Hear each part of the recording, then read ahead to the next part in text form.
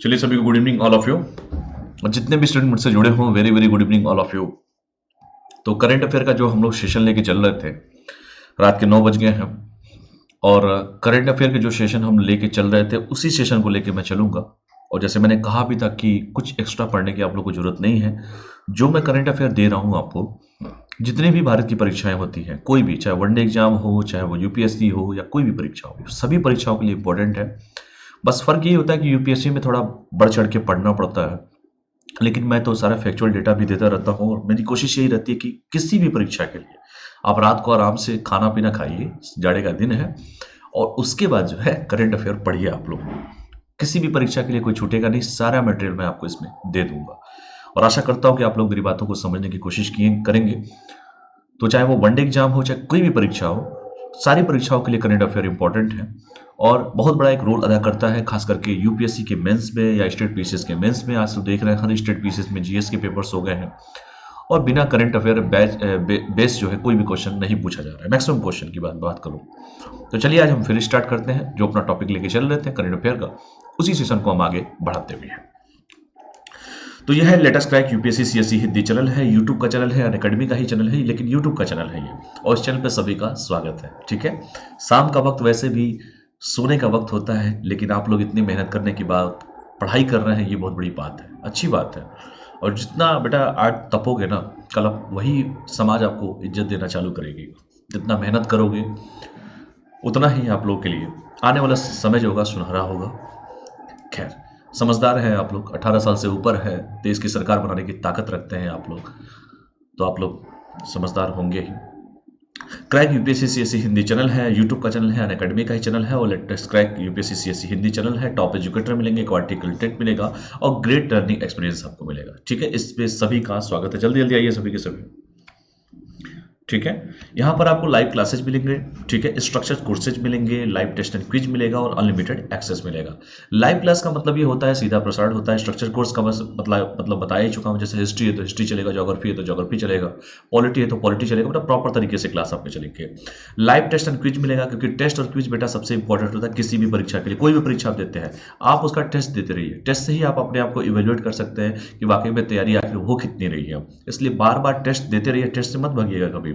और unlimited access है। Unlimited access का मतलब ये होता है कि सपोज दैट कोई भी क्लास मान लीजिए आप कर रहे हैं, अगर वो क्लास लाइव क्लास नहीं भी कर पाते हैं तो लाइव क्लास आपके मोबाइल में स्टोर हो जाएगा और आप कितनी बार भी चाहे उस क्लास को देख सकते हैं, सुन सकते हैं, समझ सकते हैं। तो ये अनलिमिटेड एक्सेस जो है वो आपको बार बार देखने का मौका मिलता है। ये ऑफलाइन में इस फैसिलिटीज नहीं था, ये ऑनलाइन में ये फैसिलिटीज आपको दिया जा रहा है, वो भी अनअकैडमी के द्वारा, कि आप वीडियो को 100 बार नहीं 200 बार देखिए, जब तक आपका कॉन्सेप्ट क्लियर नहीं होता तब तक आप देख सकते हैं इसको। ये अनअकैडमी का ऐप है जिसे गूगल प्ले स्टोर से या एप्पल के प्ले स्टोर से डाउनलोड कर सकते हैं। तो जो लोग डाउनलोड ना किए हों वो लोग डाउनलोड कर लें। ठीक है, ये मेरे बारे में है, मैंने बीटेक कंप्यूटर साइंस से किया है, 5 ईयर का टीचिंग एक्सपीरियंस है। ऑप्शनल सब्जेक्ट मेरा हिस्ट्री है, मैं आप लोगों को हिस्ट्री, पॉलिटी और करंट अफेयर पढ़ाऊंगा। फिलहाल अभी करंट अफेयर पे मैं बात कर रहा हूँ, आने वाले समय में हिस्ट्री पे भी बात करूंगा, जो बात किया था उसके आगे मैं बात करूंगा। ये टेलीग्राम का लिंक है, इस टेलीग्राम का लिंक से जुड़ जाइएगा। जो भी महत्वपूर्ण इन्फॉर्मेशन होते हैं मैं इसी टेलीग्राम पे शेयर कर देता हूँ। अनअकैडमी प्रिंस जायसवाल के नाम से टेलीग्राम का लिंक है। ठीक है, मुझसे जुड़ने का यही एक माध्यम है आप लोगों के पास। इंडिया के जितने भी टॉप 100 एजुकेटर हैं किसी यूपीएससी सीएससी के फील्ड के, वो सारे एजुकेटर आपको यहाँ पे देखने को मिल जाएंगे। आप किसी भी एजुकेटर से क्लास ले सकते हैं। यूपीएससी सीएससी के सब्सक्रिप्शन के बारे में बात करूं, जैसे पॉलिटी ऑर्गेनाइजेशन आईआर का सब्सक्रिप्शन है, ज्योग्राफी है, साइंस एंड टेक्नोलॉजी है, एनसीईआरटी है, हिस्ट्री है, ऑप्शनल है, एनवायरमेंटल इकोलॉजी है, आर्ट एंड कल्चर है, करंट अफेयर है, इंडियन इकोनॉमी है, प्रैक्टिस स्ट्रेटजी है, आंसर राइटिंग कोर्स है। आप किसी में सब्सक्रिप्शन ले सकते हैं। ठीक है, देखिए दो तरह के प्लान होते हैं यूपीएससी सीएससी जीएस सब्सक्रिप्शन के। एक होता है प्लस का प्लान, दूसरा होता है आइकॉनिक का प्लान। तो जो प्लस का प्लान है 1 महीने का, 3 महीने का, 6 महीने का, 12 महीने का, 24 महीने का और 36 महीने का होता है। और मैंने स्ट्रेटजी पे भी चर्चा किया था, रणनीति पे भी चर्चा किया था, तो उसमें बताया था कि यूपीएससी की तैयारी में 1 से लेकर 1.5 साल तो एटलीस्ट लगते ही लगते हैं। ये सिलेबस ही कंप्लीट करने में लगते हैं, तो आप अपने हिसाब देख लीजिएगा। ऑन एवरेज अगर मैं ले लूँ 49,500 1 ईयर का चार्ज है। ये कोड यूज करेंगे 10% आपका तुरंत डिस्काउंट हो जाएगा, जो और पे करना होगा सिर्फ 44,550 रुपये। इसमें आपको लाइव क्लास मिलेंगे, टेस्ट सीरीज मिलेगा, लिमिटेड प्रैक्टिस मिलेगा, स्ट्रक्चर शेड्यूल मिलेगा। ये आपके प्लस सब्सक्रिप्शन पे। आइकॉनिक वाला देखिए 1 ईयर का है, 2 ईयर का और 3 ईयर का है, 69,500 फी है। अब तो रेट बढ़ गया है, PJ014 10% डिस्काउंट हो जाएगा। इसमें प्लस वाले चारों मिलेंगे live class, test series, unlimited practice, structure schedule. इसके साथ ही साथ आपको पर्सनल कोच मिलेंगे, डेली मेंस क्वेश्चन प्रैक्टिस मिलेगा, स्टडी प्लानर मिलेंगे और पर्सनली आपको फीडबैक दिया भी जाएगा। तो ये बेनिफिट आपको मिलेगा आइकॉनिक वाले के सब्सक्रिप्शन पे। और भी देखिए वैकल्पिक विषय, क्योंकि इसका चयन बहुत इंपॉर्टेंट होता है। चाय सभी लोग पी लीजिए, ठीक है। तो वैकल्पिक विषय का चयन बहुत इंपॉर्टेंट होता है। वैकल्पिक विषय 1 महीने का, 6 महीने का, 12 महीने का, 24 महीने का और 36 महीने का होता है। जो 1 ईयर का चार्ज है 27,500 है। ये कोड यूज करेंगे 10% डिस्काउंट हो जाएगा PJ01, और 10% डिस्काउंट के बाद मंथली पे करना है 24,750 रुपये। और ये PJ01 कोड आप दुनिया की कोई भी परीक्षा का सब्सक्रिप्शन कोई भी लेते हैं आप, ये कोड कहीं पर भी लग सकता है, चाहे कोई भी आप लेते हैं, ठीक है। तो आज का पहला जो टॉपिक है हम थोड़ा सा बात कर लेते हैं, क्योंकि देखिए होता क्या है कि बहुत सारे मुद्दे होते हैं और बहुत सारे मुद्दों पे मैं बात नहीं कर पाता हूँ, लेकिन जो बचता है उसको मैं बाद में कर देता हूँ। मेरी पूरी कोशिश है कि लेटेस्ट एकदम सब चीज़ें पढ़ाई जाए। तो चलिए आज हम बात करते हैं गणतंत्र दिवस। अभी अभी हुआ है गणतंत्र दिवस, 72वां गणतंत्र दिवस मनाया गया, सभी लोग जानते हैं।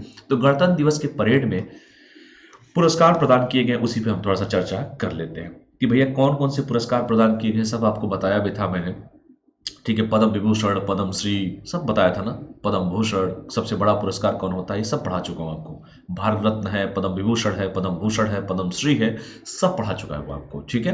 पद्म विभूषण 7 लोगों को दिया गया था, पद्म भूषण 10 लोगों को दिया गया था, और 102 लोगों को कितना दिया गया था, पद्म श्री। क्या मैं राइट हूँ? अगर राइट हूँ तो यस लिखिए, नहीं तो नो लिखिए। चलिए, तो गणतंत्र दिवस परेड पुरस्कार प्रदान किए गए हैं। थोड़ा सा इसके बारे में बात कर ली जाए, क्योंकि गणतंत्र दिवस 26 जनवरी को मनाया जाता है, क्योंकि 26 नवंबर 1949 को संविधान को स्वीकार किया गया था और लागू किया गया था 26 जनवरी 1950 को, ठीक है। ये सब पढ़ा चुका हूं आपको। तो मैं बार बार कहता हूं ना कि एकदम एक दूसरे से सब रिलेटेड है, और उन्हीं चीजों को धीरे धीरे देखते चले जाइए, आपका वैसे ही पुस्टअप हो जाएगा। टेंशन एकदम लेने की जरूरत ही नहीं है इन सब चीजों के लिए।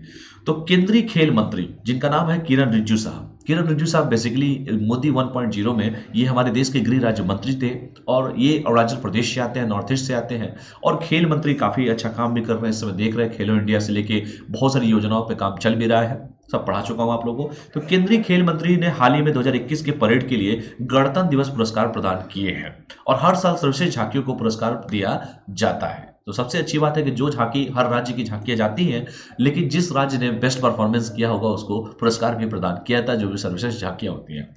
2021 के गणतंत्र दिवस के परेड में राज्यों और केंद्रशासित प्रदेशों से 17, रक्षा मंत्रालय से 6 और विभिन्न मंत्रालयों, विभागों और अर्धसैनिक बलों से 9 झांकियों को शामिल किया गया था। आप मुझे कमेंट करके बताइए कि भारत में वर्तमान में कितने राज्य हैं और कितने केंद्र शासित प्रदेश हैं। कमेंट करके प्लीज आप लोग बताइए, कुछ आप लोगों से भी मैं संवाद करूं, तभी तो मजा आएगा संवाद करने में। तो 2021 के जो गणतंत्र दिवस हुआ था, पहली बात ये 72वां गणतंत्र दिवस था, सभी लोग जानते हैं, क्योंकि 1950 में अगर जोड़ देंगे तो 72 ही पड़ेगा। तो 2021 के गणतंत्र दिवस के परेड में राज्यों और केंद्र शासित प्रदेशों से 17 थे, यानी कि टोटल जितने राज्य हैं और केंद्र शासित प्रदेश हैं, क्योंकि 2 केंद्र शासित प्रदेश वर्तमान में आ चुके हैं अस्तित्व में। धारा 370 हटा भी है, देखा भी होगा आप लोगों ने, और 370 का खंड 1 को छोड़ के बाकी सब धाराएं हटा दी गई हैं, और अनुच्छेद 370 वही। और एक चीज और है कि ये क्वेश्चन यूपीएससी में पूछा भी है, यूपीपीसीएस में भी लगातार पूछा गया है। तो केंद्र शासित प्रदेशों से 17, रक्षा मंत्रालय से 6 और विभिन्न मंत्रालयों, विभागों, अर्धसैनिक बलों से 9 झांकियों को प्रस्तुत किया गया था, इसमें शामिल किया गया था।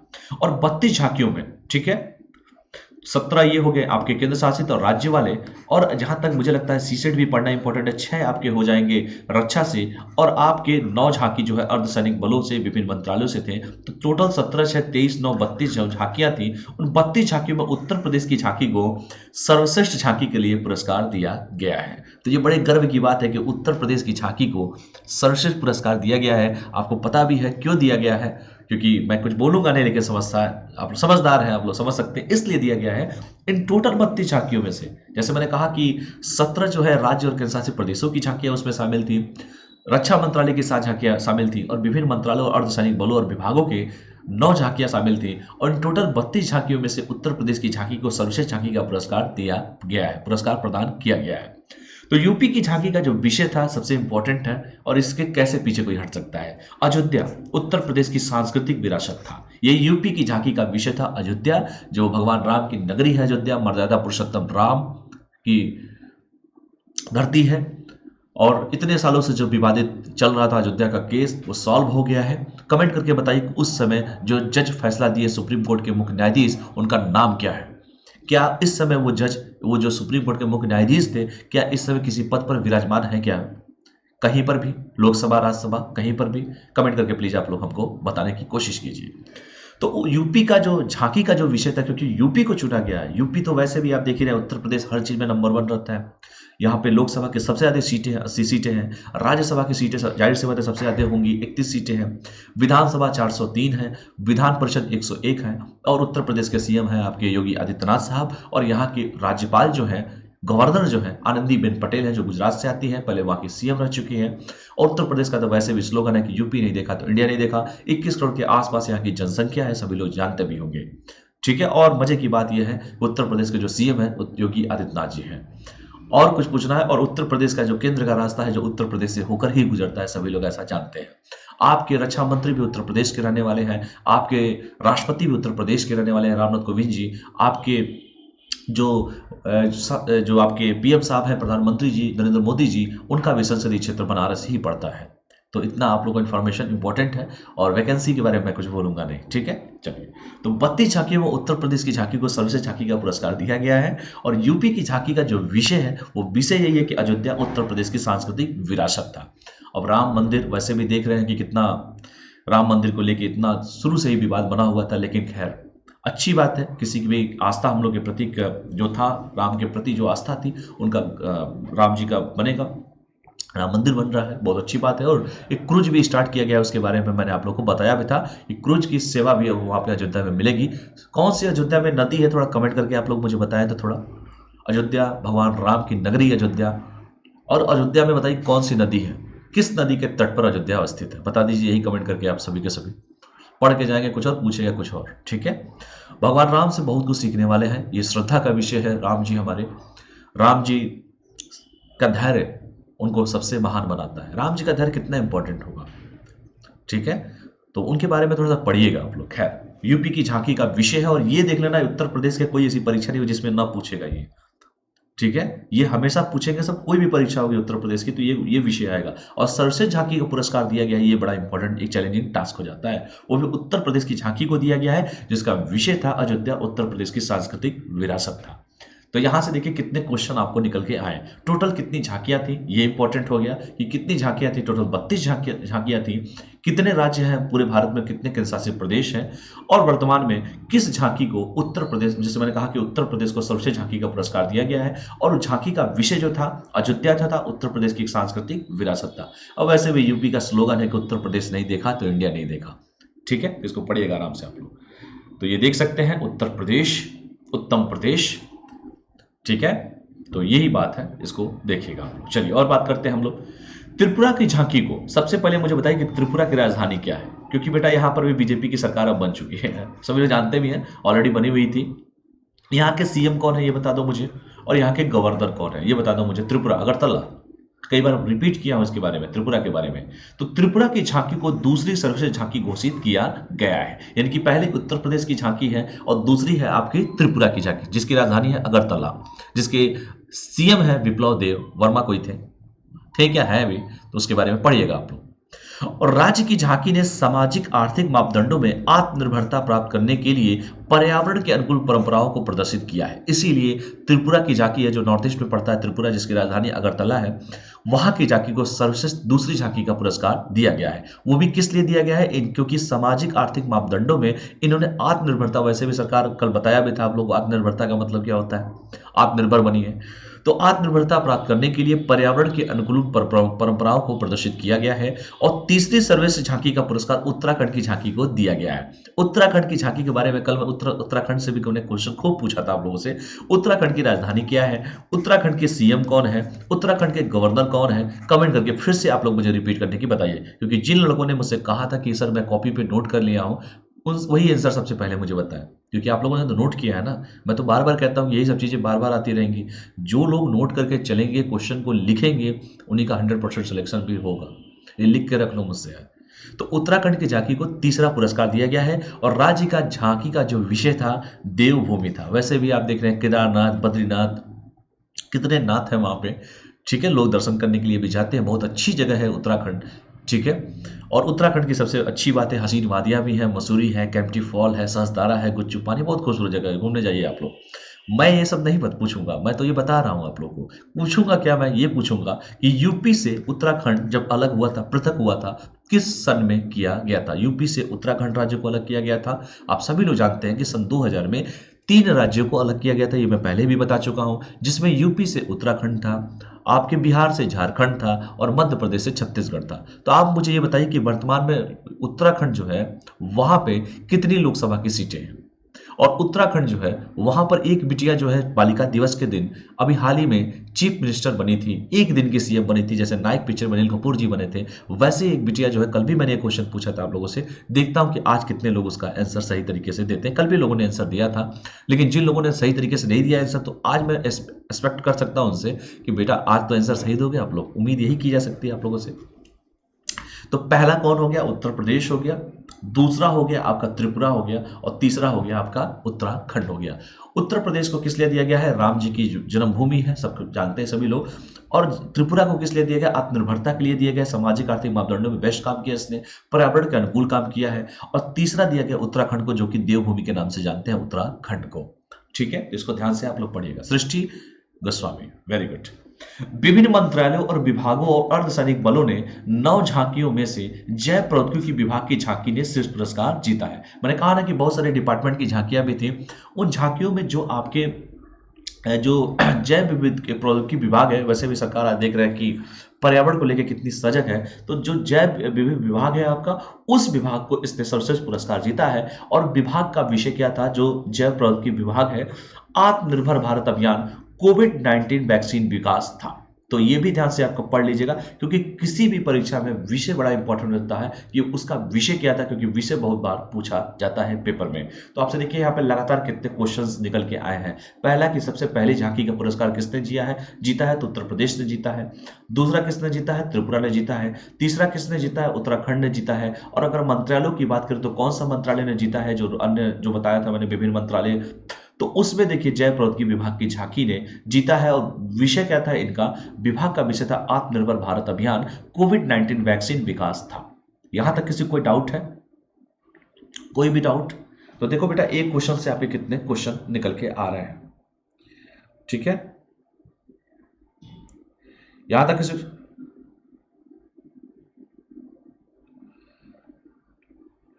ठीक है, यहां तक किसी कोई डाउट है? चलो, डाउट नहीं है तो फिर आगे बढ़ते हैं, क्योंकि डाउट हो तो पूछिए, नहीं हो तो छोड़ दीजिए। तो यहां से देखो, डाउट वैसे छोड़ता भी नहीं हो, मैं जानता भी हूं इस बात को। ठीक है, केंद्रीय लोक निर्माण विभाग जो है कि झांकी को सशस्त्र बलों के नायकों को श्रद्धांजलि देने के लिए एक विशेष पुरस्कार दिया गया है। और इस झांकी का विषय था अमर जवान था। तो यानी कि केंद्रीय लोक निर्माण विभाग की जो झांकी है, उस झांकी को सशस्त्र बलों के नायकों को श्रद्धांजलि देने के लिए एक विशेष पुरस्कार प्रदान किया गया है, पुरस्कार दिया गया है, जिसका विषय क्या था? अमर जवान था। तो बेटा, सबके बारे में मैंने आप लोगों को बता दिया है। मुझे नहीं लगता कि इससे बाहर भी कुछ आप लोगों से पूछेगा भी। ठीक है, क्योंकि 26 जनवरी से लेकर सारा लेटेस्ट में लेके चल रहा हूं, तो इस चीजों को ध्यान से आप लोग पढ़िएगा। ठीक है, चलिए अगला जो टॉपिक है, एशिया प्रशांत व्यक्तिगत स्वास्थ्य सूचकांक जो है, Asia Pacific personalise health index है, इसके बारे में थोड़ा सा हम लोग पढ़ लेते हैं। और बड़ा इंपॉर्टेंट होता है, वो भी हेल्थ की बात की जा रही है। ठीक है, एशिया वो प्रशांत, एशिया पैसिफिक की बात की जा रही है, स्वास्थ्य सूचकांक की बात की जा रही है, वो भी पर्सनलाइज स्वास्थ्य सूचकांक की बात की जा रही है। तो थोड़ा इसके बारे में हम लोग पढ़ लेते हैं। और भी आज लगातार ऐसे ऐसे करंट अफेयर आपको मिलेंगे, जो आने वाली आगामी जितनी भी परीक्षाएं होंगी, कभी भी आप परीक्षा देंगे, उनके लिए हमेशा इंपॉर्टेंट ही रहेगा। वो डायरेक्ट नहीं तो डायरेक्ट वे से पूछ दिया जाएगा आप लोगों से। तो Asia Pacific personalised health index हाल ही में इकोनॉमिक्स इंटेलिजेंस यूनिट द्वारा जारी किया गया था। पहला क्वेश्चन तो यही देखिए पूछ देगा, वेरी वेरी इंपॉर्टेंट, कि एशिया पैसिफिक पर्सनलाइज जो है वो हेल्थ जो इंडेक्स जारी कर देता है, वो किसके द्वारा जारी किया जाता है? तो economics intelligence unit, economics intelligent unit EIU के द्वारा जारी किया जाता है। और यह सूचकांक एशिया प्रशांत क्षेत्र में 11 स्वास्थ्य प्रणालियों के व्यक्तिगत स्वास्थ्य सेवा को अपनाने में तत्परता को मापता है। यानी कि जो एशिया पैसिफिक जो सूचकांक है, वो सूचकांक जो है 11 स्वास्थ्य प्रणालियों के व्यक्तिगत स्वास्थ्य सेवा को अपनाने में तत्परता को मापता है। और भी देखिए सूचकांक के बारे में, एशिया पैसिफिक क्या है? पर्सनलाइज्ड स्वास्थ्य सूचकांक, यह एक नया लॉन्च किया गया इंडेक्स है और यह व्यक्तिगत स्वास्थ्य सेवा की दिशा में स्वास्थ्य प्रणाली की प्रगति को मापता है। और इसने एशिया प्रशांत क्षेत्र में 11 स्वास्थ्य प्रणालियों का मूल्यांकन भी किया है। इसीलिए ये बड़ा इंपॉर्टेंट भी हो जाता है। सबसे इंपॉर्टेंट तो यही कि भैया किसके द्वारा जारी किया जाता है, इकोनॉमिक इंटेलिजेंस यूनिट के द्वारा जारी किया जाता है। जैसे मैंने कहा कि ये एक नया लॉन्च किया गया है, इंडेक्स है, और यह व्यक्तिगत स्वास्थ्य सेवा की दिशा में स्वास्थ्य प्रणाली की प्रगति को मापता है। और इसने एशिया प्रशांत क्षेत्र में 11 स्वास्थ्य प्रणालियों के मूल्यांकन किया भी है। तो इसको भी आप लोग आराम से पढ़ लीजिएगा। यहाँ तक किसी कोई समस्या, कोई भी डाउट, कोई समस्या किसी को, कोई डाउट है, समस्या है किसी को?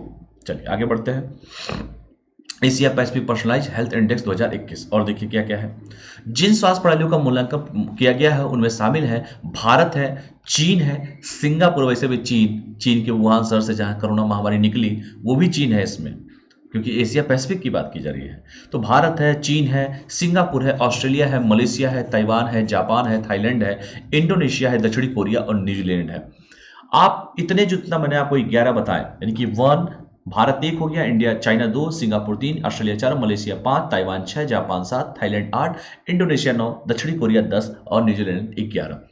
इन सारे का पहली बात तो 11 देश हैं, ये तो मालूम हो गया आपको। दूसरा क्वेश्चन मेरा यही रहेगा इसी में कि पूरे विश्व में सबसे ज्यादा मुस्लिम आबादी कहां पर पाई जाती है। आप मुझे इन्हीं 11 में से, चलो हिंट कर दिया मैंने, आप बता दीजिए एक ऐसा देश है जहां पर पूरे विश्व में सबसे ज्यादा मुस्लिम आबादी पाई जाती है। कमेंट करके प्लीज आप लोग बताइए। ये लगातार क्वेश्चन ये भी पूछा गया है। और मजे की बात है कि इसमें उत्तरी कोरिया नहीं है, दक्षिणी कोरिया है। नहीं तो उत्तरी कोरिया के एक तनाज़ा है जिनका नाम आप लोग कमेंट करके बताना चाहते हैं तो बता सकते हैं, जिनके लिए कोई नियम नहीं है, कोई एथिक्स नहीं है। उनका जो काम जो है वो ऐसा काम करते हैं कि जैसे कोई नियम कानून कुछ होता ही नहीं है। उनके लिए सब नियम कानून धरे के धरे रह जाता है। और मजे की बात है कि जब पूर्व राष्ट्रपति जो अमेरिका के थे डोनाल्ड ट्रंप साहब, अब तो खैर नहीं है वहां पे, दूसरे कोई आ गए हैं, नाम बता दीजिएगा आप लोग। तो एक बार क्वेश्चन ये पूछा था यूपी पीसीएस 2019 में कि उत्तरी कोरिया के जो प्रधानमंत्री हैं, उत्तरी कोरिया के जो तनाज़ा जो हैं, जो क्या मैं बोलूँ, खैर उनकी और डोनाल्ड ट्रंप की मीटिंग कहीं पर किसी देश में हुई थी। यही क्वेश्चन उठा के पूछ दिया था कहां पर मीटिंग हुई थी। तो पेपर में कहीं से भी क्वेश्चन आ सकते हैं, तो ध्यान से पढ़िएगा। इसने 4 श्रेणियों में व्यक्तिगत स्वास्थ्य के 27 संकेतों में प्रदर्शन को मापा है जिन्हें वाइटल साइंस कहा जाता है। तो इसको भी आराम से पढ़िएगा आप लोग। और इन 4 महत्वपूर्ण संकेतों में नीति संदर्भ है, स्वास्थ्य सूचना है, निजीकृत प्रौद्योगिकी है और स्वास्थ्य सेवाएं शामिल हैं। तो जो 4 जो पैमाने हैं, इस चारों पैमानों को देख लीजिएगा कि नीति संदर्भ है, स्वास्थ्य सूचना है, निजीकृत प्रौद्योगिकी और स्वास्थ्य सेवाएं इसमें शामिल हैं। तो इसको भी आप आराम से पढ़िएगा आप लोग, ठीक है। चलिए और देखते हैं रिपोर्ट के मुख्य बिंदु क्या क्या है, थोड़ा सा ये भी जान लीजिए। इस रिपोर्ट में कहा गया कि सिंगापुर सभी 11 स्वास्थ्य प्रणालियों में सबसे अच्छा प्रदर्शन करने वाला देश है। और सिंगापुर कई चीजों में नंबर 1 पे रहता है, क्योंकि जब भी रैंकिंग आती है तो न्यूजीलैंड, सिंगापुर आप देखते होंगे अमूमन आपको नाम देखने को मिल जाता है। ताइवान ने दूसरा स्थान हासिल किया, जबकि जापान और ऑस्ट्रेलिया क्रमशः तीसरे और चौथे स्थान पर है। यानी कि पहला जो है इंपॉर्टेंट हो गया, सिंगापुर हो गया। ये पेपर में लगातार जब भी रैंकिंग आती है तो 1, 2, 3 तो कम से कम पढ़ के जाइए, क्योंकि आजकल पेपर में ऐसे भी क्वेश्चन उठा के पूछ दे रहे हैं। पहले था कि कोई भी परीक्षा देने जाते थे कि एक लाइन का क्वेश्चन पूछ देता था, लेकिन आजकल 1, 2, 3 कम से कम याद रखिए, ऊपर वाले से नीचे वाले भी। दूसरा स्थान किसने प्राप्त किया है? ताइवान, ठीक है। तीसरा स्थान किसने प्राप्त किया है? जापान। और चौथा स्थान प्राप्त किया है ऑस्ट्रेलिया। ऑस्ट्रेलिया की राजधानी क्या है बेटा? ऑस्ट्रेलिया कोई बता सकता है? बताइए। रिकी पोंटिंग साहब भी वहीं के थे, ऑस्ट्रेलिया के क्रिकेटर्स वैसे भी कंगारूज सभी लोग जानते भी हैं, अच्छे होते हैं, मैं ये कहना चाहता हूं। और भारत 11 स्वास्थ्य प्रणालियों में से 10वें स्थान पर है। ये देखिए हमारे देश की स्थिति क्या है, ठीक है। 11 में से हम 10वें स्थान पर है। पहले स्थान पर हो गया आपका सिंगापुर, दूसरे स्थान पर ताइवान हो गया, तीसरे स्थान पर आपका हो गया जापान और ऑस्ट्रेलिया हो गया, तीसरे और चौथे जापान तीसरे और ऑस्ट्रेलिया चौथे। और देखो जापान में बार बार कहता हूं कुछ देश से सीखने वाला देश है यार। उसकी टेक्नोलॉजी को आज हम लोग हायर किए हुए हैं, उसी का दिया हुआ मेट्रो, उसकी टेक्नोलॉजी का दिया हुआ बुलेट ट्रेन आज हम लोग यूज करते हैं। जापान वो देश जिसने हिरोशिमा और नागासाकी का बड़ा अटैक झेला हो, और आज भी उसने अपनी टेक्नोलॉजी को इतना बूस्टअप कर लिया कि उसकी टेक्नोलॉजी को पूरी दुनिया लेके मतलब काम कर रही है उसमें, मैं ये कहना चाहता हूँ। अब रिसेंटली बुलेट ट्रेन पे बात किया गया था, एक क्वेश्चन इस पे भी पूछा गया था कि बुलेट ट्रेन कहाँ से कहाँ तक प्रस्तावित है। एक बुलेट ट्रेन जो है कहाँ से कहाँ तक प्रस्तावित है, कितने किलोमीटर प्रति घंटे के हिसाब से चलेगी। और दूसरी बुलेट ट्रेन पे भी काम चल रहा है दिल्ली से लेके बनारस तक, तो ये भी याद रखिएगा आप लोग। पहले वाले का कमेंट करके आप लोग बताइए। अहमदाबाद है ये तो चलो मैं हिंट दे दिया मैंने आप लोगों को। अहमदाबाद से कहाँ तक जाएगी बता दीजिए आप सभी के सभी। पढ़ने वाले बच्चे हैं आप लोग। इंडोनेशिया को अंतिम 11वें स्थान पर रखा गया। धन्यवाद कि कोई हमसे पीछे भी है। तो इंडोनेशिया वो देश है, और इंडोनेशिया ही वो देश है जहां पे सबसे ज्यादा मुस्लिम आबादी पाई जाती है। इंडोनेशिया की राजधानी जो है जकार्ता है, सभी लोग जानते भी होंगे, नहीं जानते हैं तो कॉपी पे लिख लो बेटा। अब ये भी इतना धीरे धीरे पढ़ाना चालू कर दिया हूं मैं, ठीक है, क्योंकि जिस तरीके से आप लोग का रिस्पॉन्स आएगा उसी तरीके से मैं भी अब करना पड़ेगा, क्या करा जाए, तो इसको ध्यान दीजिएगा। चलिए और आगे बढ़ते हैं।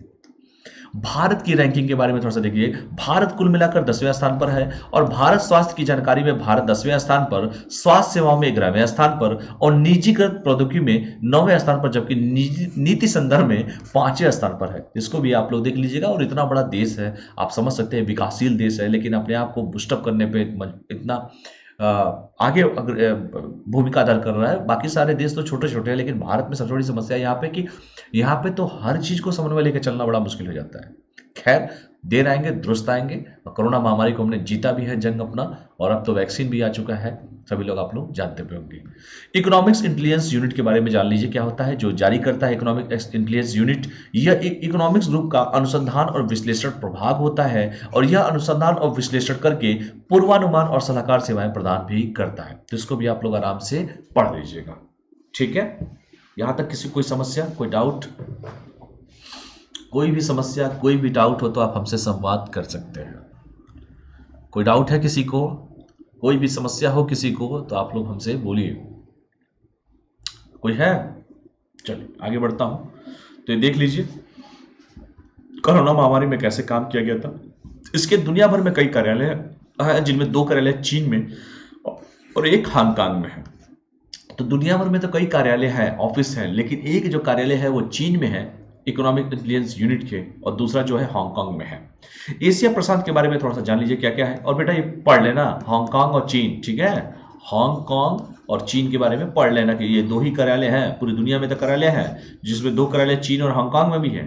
और एशिया प्रशांत में पढ़ लीजिए, पश्चिमी प्रशांत महासागर में दुनिया का हिस्सा है, और हिस्सा संदर्भ के आधार पर क्षेत्र में भिन्न भिन्न होता है, लेकिन इसमें आमतौर पर ओशिनिया, पूर्वी एशिया, दक्षिणी एशिया, दक्षिणी पूर्वी एशिया शामिल होते हैं। और साउथ ईस्ट एशिया के बारे में तो पूरी कहानी ही आप लोग को बता चुका हूं, ठीक है, जिस पर अपना चाइना जो है आधिपत्य जमाने की कोशिश करता है, और सभी बहुत सारे देश हैं जिस पे कहते हैं कि नहीं मेरा अधिकार है, क्योंकि कितना इंपॉर्टेंट प्लेस है वो, उस प्लेस को लेके काफी अभी रोल अदा करना पड़ रहा है सभी देशों को, ठीक है। तो इसको पढ़िएगा। अगला जो टॉपिक है 26 जनवरी से रिलेटेड ही है, जिसमें बीटिंग द रिट्रीट समारोह के साथ गणतंत्र दिवस कार्यक्रम संपन्न हुआ है। आप सभी लोग जानते हैं कि गणतंत्र दिवस का जो कार्यक्रम होता है वो बीटिंग द रिट्रीट समारोह के साथ गणतंत्र दिवस का कार्यक्रम समाप्त होता है। तो इस साल भी हुआ है, 29 तारीख को हुआ है। थोड़ा सा इसके बारे में हम लोग जान लेते हैं। यहां तक कोई समस्या है किसी को? कोई भी समस्या? कोई समस्या है किसी को? जल्दी जल्दी बताओ आप सभी के सभी।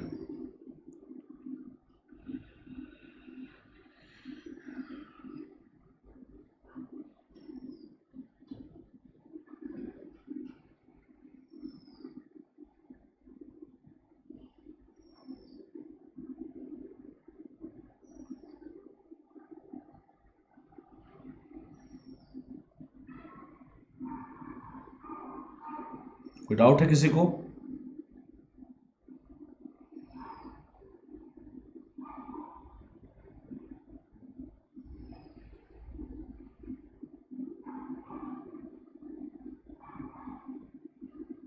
चलिए 1 मिनट में बस आता हूं मैं, आप प्लीज वेट कीजिए, जस्ट 1 मिनट, मैं 1 मिनट में आता हूं, प्लीज वेट, एक इमरजेंसी आ गई, प्लीज वेट।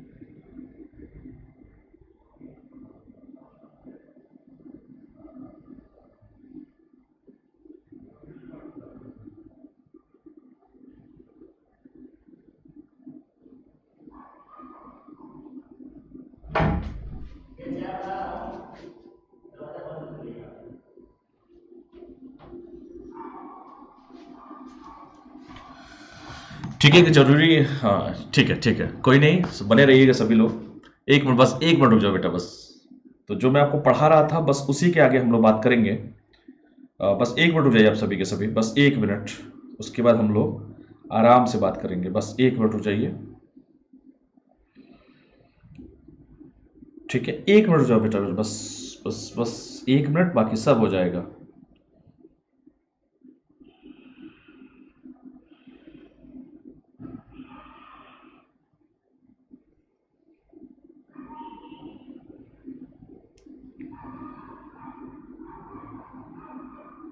बस एक मिनट रुक जाओ।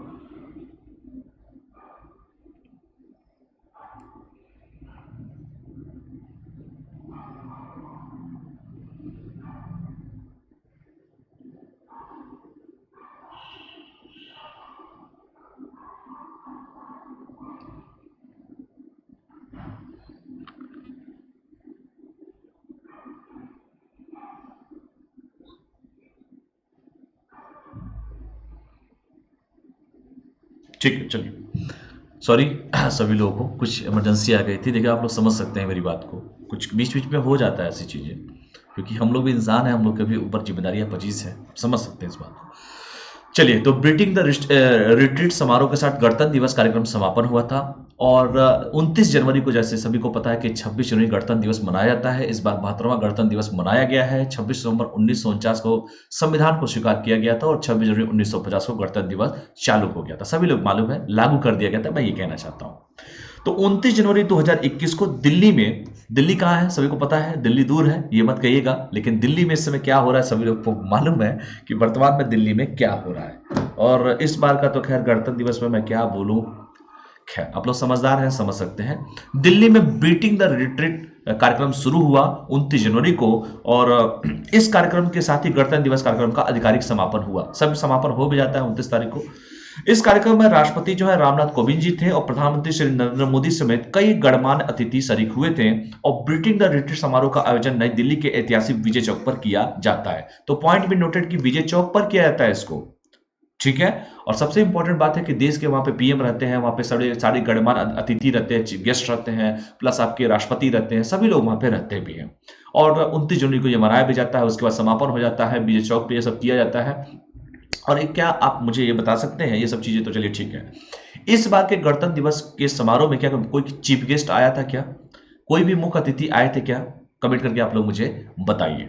तो यहां से देखिए 3 क्वेश्चन है। 29 जनवरी एक इंपॉर्टेंट क्वेश्चन हो गया, कौन से चीफ गेस्ट आते हैं ये इंपॉर्टेंट हो गया, विजय चौक पर ये किया जाता है ये इंपॉर्टेंट हो गया। हो सकता है कुछ और भी पूछ दे आपसे क्वेश्चन में, ठीक है। सदियों पहले युद्ध काल में संध्या हो जाने पर बिगुल बजने के बाद सेनाएं अपने अपने शिविरों में चली जाती थी। सभी लोग जानते भी हैं कि जब पहले युद्ध होता था तो उस समय क्या होता था, बिगुल बजता था।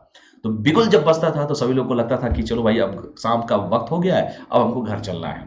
तो अपने अपने शिविरों में सेनाएं वापस चली जाती थी और बीटिंग द रिट्रीट इसी परंपरा का हिस्सा होता है। इसीलिए 29 जनवरी को जो हमारा गणतंत्र दिवस मनाया जाता है, जैसे 26 जनवरी से शुरुआत होता है और गणतंत्र दिवस का आधिकारिक समापन उसी दिन हो जाता है, 29 जनवरी को होता है। क्योंकि सदियों पहले जब हमारे जितने भी योद्धा थे, उन योद्धा का संध्या जब होती थी, शाम का समय हो जाता था, तो बिगुल बजता था। एक बिगुल जैसे मुंह पे जैसे करते हैं वो तो वो जब आवाज सुनाई देता है, अलार्म टाइप का समझ लीजिए आप लोग, तो बिगुल बजता था तो सेनाएं सब अपने घरों में वापस चली जाती थी, अपने शिविरों में वापस चली जाती थी। और इसीलिए ये जो रिट्रीट परंपरा है, बीटिंग द रिट्रीट जो है, उसका परंपरा को सदियों से पालन किया गया है और उसी का एक ये हिस्सा है। तो इसको आप लोग ध्यान से पढ़िएगा। तो ये देख सकते हैं आप लोग, ठीक है, ये नजारा देख सकते हैं आप लोग, ठीक है। चलिए और भी देखिए, भारत के गणतंत्र दिवस समारोह का समापन बीटिंग द रिट्रीट कार्यक्रम के बाद होता है, ठीक है। जब कार्यक्रम हो जाता है उसके बाद समापन हो जाता है। और इस समारोह में 15 सैन्य बैंड, रेजिमेंटल केंद्रों और बटालियनों से पाइप और ड्रम ने भाग लिया था। और इसके अलावा इसमें नौसेना, वायुसेना, केंद्रीय सशस्त्र पुलिस बलों के बैंड ने भी इसमें हिस्सा लिया था। और ऐतिहासिक विजय चौक पर 26 संगीत कार्यक्रमों ने दर्शकों, जितने भी दर्शक थे, दर्शकों को मंत्रमुग्ध कर दिया था। सोच लो, वो एक अलग नज़ारा होता है। और जो दिल्ली में हो थोड़ा जाके देखा करो यार, दिल्ली में हो आप लोग, ठीक है। तो ये सब चीज़ों का नज़ारा भी कभी देखा करो, रूम में बैठ के। खैर पढ़ाई करो अच्छी बात है, लेकिन कुछ चीज़ें देखनी भी चाहिए, उसका नज़ारा कुछ अलग होता है। मंत्रमुग्ध हो जाएंगे आप जितने भी दर्शक रहेंगे वहां पर। खैर, तो इसके अलावा जैसे मैंने कहा कि नौसेना, वायुसेना और केंद्रीय सशस्त्र पुलिस बलों की बैंड ने भी इसमें हिस्सा लिया था बीटिंग द रिट्रीट में। रिट्रीट में, और ऐतिहासिक विजय चौक पर 26 संगीत कार्यक्रमों ने दर्शकों को मंत्र मुक्त कर दिया था। तो इससे अच्छा क्या चाहिए, ठीक है। इस अवसर पर स्वर्णिम विजय आकर्षण का केंद्र रही थी और यह पाकिस्तान के खिलाफ 1971 की लड़ाई में भारत की जीत के 50 साल पूरे होने के उपलक्ष्य में एक विशेष नई रचना थी। सबसे इंपॉर्टेंट तो यही है कि 1971 आपको पता है कि बांग्लादेश, पूर्वी बंगाल जिसे हम पाकिस्तान जिसे कहते हैं, जैसे बांग्लादेश में हमारी विजय हुई थी, सभी लोग जानते भी होंगे। तो जब पाकिस्तान के खिलाफ 1971 की लड़ाई में भारत की विजय के 50 साल पूरे हो गए, उनके भी 50 साल पूरे हो गए, बांग्लादेश को भी स्वतंत्र हुए, उपलक्ष्य में एक नई रचना की गई है। और समारोह का अंत सारे जहां से अच्छा लोकप्रिय धुन के साथ हुआ था। किसने लिखा है सारे जहां से अच्छा हिंदुस्तान हमारा, बताइए। लोकप्रिय जो गीत है किसके द्वारा कहा गया है, सारे जहां से अच्छा हिंदुस्तान हमारा, हम बुलबुले हैं इसकी ये गुलसिता हमारा, बताइए। चलिए, तो यही सब चीजें हैं, इसको ध्यान से आप लोग पढ़िएगा इसको, ठीक है। तो ये सब देख सकते हैं आप लोग। अगला जो टॉपिक है थोड़ा सा हम इस पे आते हैं, विश्व कुष्ठ रोग उन्मूलन दिवस पे। यहां तक किसी कोई समस्या, कोई भी डाउट, कोई समस्या है, डाउट हो तो आप पूछिए, नहीं तो हम लोग आगे बढ़ते हैं। कोई भी समस्या, कोई भी डाउट, किसी को कुछ कहना हो, कुछ बोलना हो, ठीक है। चलिए, तो आगे बढ़ते हैं। 30 जनवरी को कौन सा दिन होता है बेटा, 30 जनवरी, कई चीज पड़ती है 30 जनवरी को। 30 जनवरी को विश्व कुष्ठ रोग उन्मूलन दिवस के रूप में मनाया जाता है और इसका उद्देश्य कुष्ठ रोग को समाप्त करना तथा कुष्ठ रोग से पीड़ित लोगों के साथ होने वाले भेदभाव को समाप्त करना। आपको पता है कि कुष्ठ रोग जिसको हो जाता है तो लोग कितना उससे हट के रहना पसंद करते हैं, लेकिन किसी को अगर कोई रोग होता है तो इसका मतलब ये नहीं होता कि उसको एकदम अकेला छोड़ दो, वरना वो अकेला इतना तड़प जाएगा, वो परेशान हो जाएगा। और इन्हीं भेदभाव को दूर करने के लिए विश्व कुष्ठ रोग उन्मूलन दिवस मनाया जाता है, उसकी समाप्ति का दिवस मनाया जाता है, 30 जनवरी को मनाया जाता है। और कोई भी रोगी होता है, हो सकता है किसी को हो जाए, अगर कोई रोगी होता है तो उसको प्यार करना सीखिए, यही मानवता है, यही एथिक्स है। आप उसको एकदम उसको किनारे कर देंगे, मेन स्ट्रीम से उसको बाहर कर देंगे तो एक बैग, एक तो वो रोग झेल रहा है, ऊपर से अगर दुनिया उसका साथ नहीं देगी तो फिर वो अपने आप को अकेला महसूस करेगा और फिर कोई भी कदम वो उठा भी सकता है। इसलिए किसी को अकेला मत छोड़िए। इस संसार में सबका जाना तो तय है, लेकिन सच्चाई यही है कि समय से रहते हुए सभी का लेके चलिए, सबको लेके चलिए, वरना जाना तो तय है, कोई लिखवा के तो आया नहीं है। आज हम लोग हैं, कल कोई भी, सबका जो आना है तो जाना भी है, ये भी फिक्स है। खैर, तो इसका उद्देश्य ये होता है कुष्ठ रोग को समाप्त करना और कुष्ठ रोग से जो पीड़ित लोग हैं उनके साथ जो होने वाले भेदभाव है उस भेदभाव को भी समाप्त करना है। कुष्ठ रोग से पीड़ित लोग सामाजिक भेदभाव कर अक्सर अवसाद मतलब डिप्रेशन का शिकार बन जाते हैं। जैसे मैंने कहा कि एक तो बेचारे को रोग है, ऊपर से अगर पूरी दुनिया उसको छोड़ देगी, अकेलापन एकदम अकेला छोड़ देंगे तो फिर वो करेगा क्या, वो करेगा क्या बेचारा, वो तो डिप्रेशन का शिकार हो जाएगा, वो तो अवसाद का शिकार हो जाएगा। एक तो वह झेल ही रहा है जो झेलना है उसको, लेकिन अगर पूरी दुनिया उसका साथ छोड़ देगी, उसके हमदर्द उसका साथ छोड़ देंगे, उसके लोग उसके साथ छोड़ देंगे, तो फिर उसका जीवन क्या है फिर। ये बात कभी गंभीरता से आप लोग सोचिएगा, ठीक है, क्योंकि आने वाली पीढ़ी को आप ही जैसे ब्यूरोक्रेट जो है चलाने वाले हैं। आने वाले समय को आप ही में से हो सकता है कोई अधिकारी, कोई जिलाधिकारी, कोई अधिकारी बने, सभी बनेंगे भी, जब पढ़ रहे हैं तो बनेंगे ही, लेकिन इस चीज़ को जरूर आप लोग याद रखिएगा। ये कोई डे नहीं होना चाहिए कि 30 जनवरी है तो चलो मना लिया, कहानी खत्म कर दें, उसका पालन भी होना चाहिए। अगर उसका 10% 20% भी पालन होते हैं तो यार समझो कि एकदम कुछ अच्छा ही कर रहे हैं, बाकी सब तो ठीक है।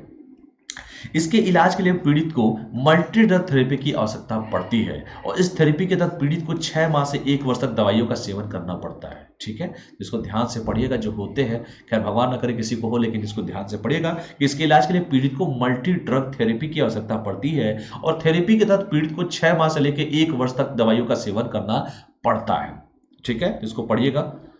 तो देखिए, वर्ल्ड लेप्रोसी डे, ठीक है, विश्व कुष्ठ रोग दिवस। और भी देखिए क्या होता है, विश्व में विश्व कुष्ठ रोग दिवस के जनवरी के अंतिम रविवार को मनाया जाता है, लेकिन भारत में यह दिवस महात्मा गांधी जी की पुण्यतिथि 30 जनवरी को मनाया जाता है। सभी लोग जानते भी होंगे कि 30 जनवरी को कौन सा अच्छा दिन हुआ, मतलब क्या हुआ था, 30 जनवरी क्यों मनाया जाता है। जैसे मैंने कहा कि विश्व कुष्ठ रोग उन्मूलन दिवस तो मनाया जाता है, इसके साथ ही साथ एक चीज और होता है जो इतिहास के पन्नों में एक काला दिन था, मैं ये जरूर कहूंगा। क्यों? क्योंकि उसी दिन हमारे परम पूजनीय हमारे गांधी जी, महात्मा गांधी जी, जिनके बारे में मैं अक्सर आप लोगों से चर्चाएं करता हूं, 30 जनवरी को ही उनकी पुण्यतिथि मनाई जाती है।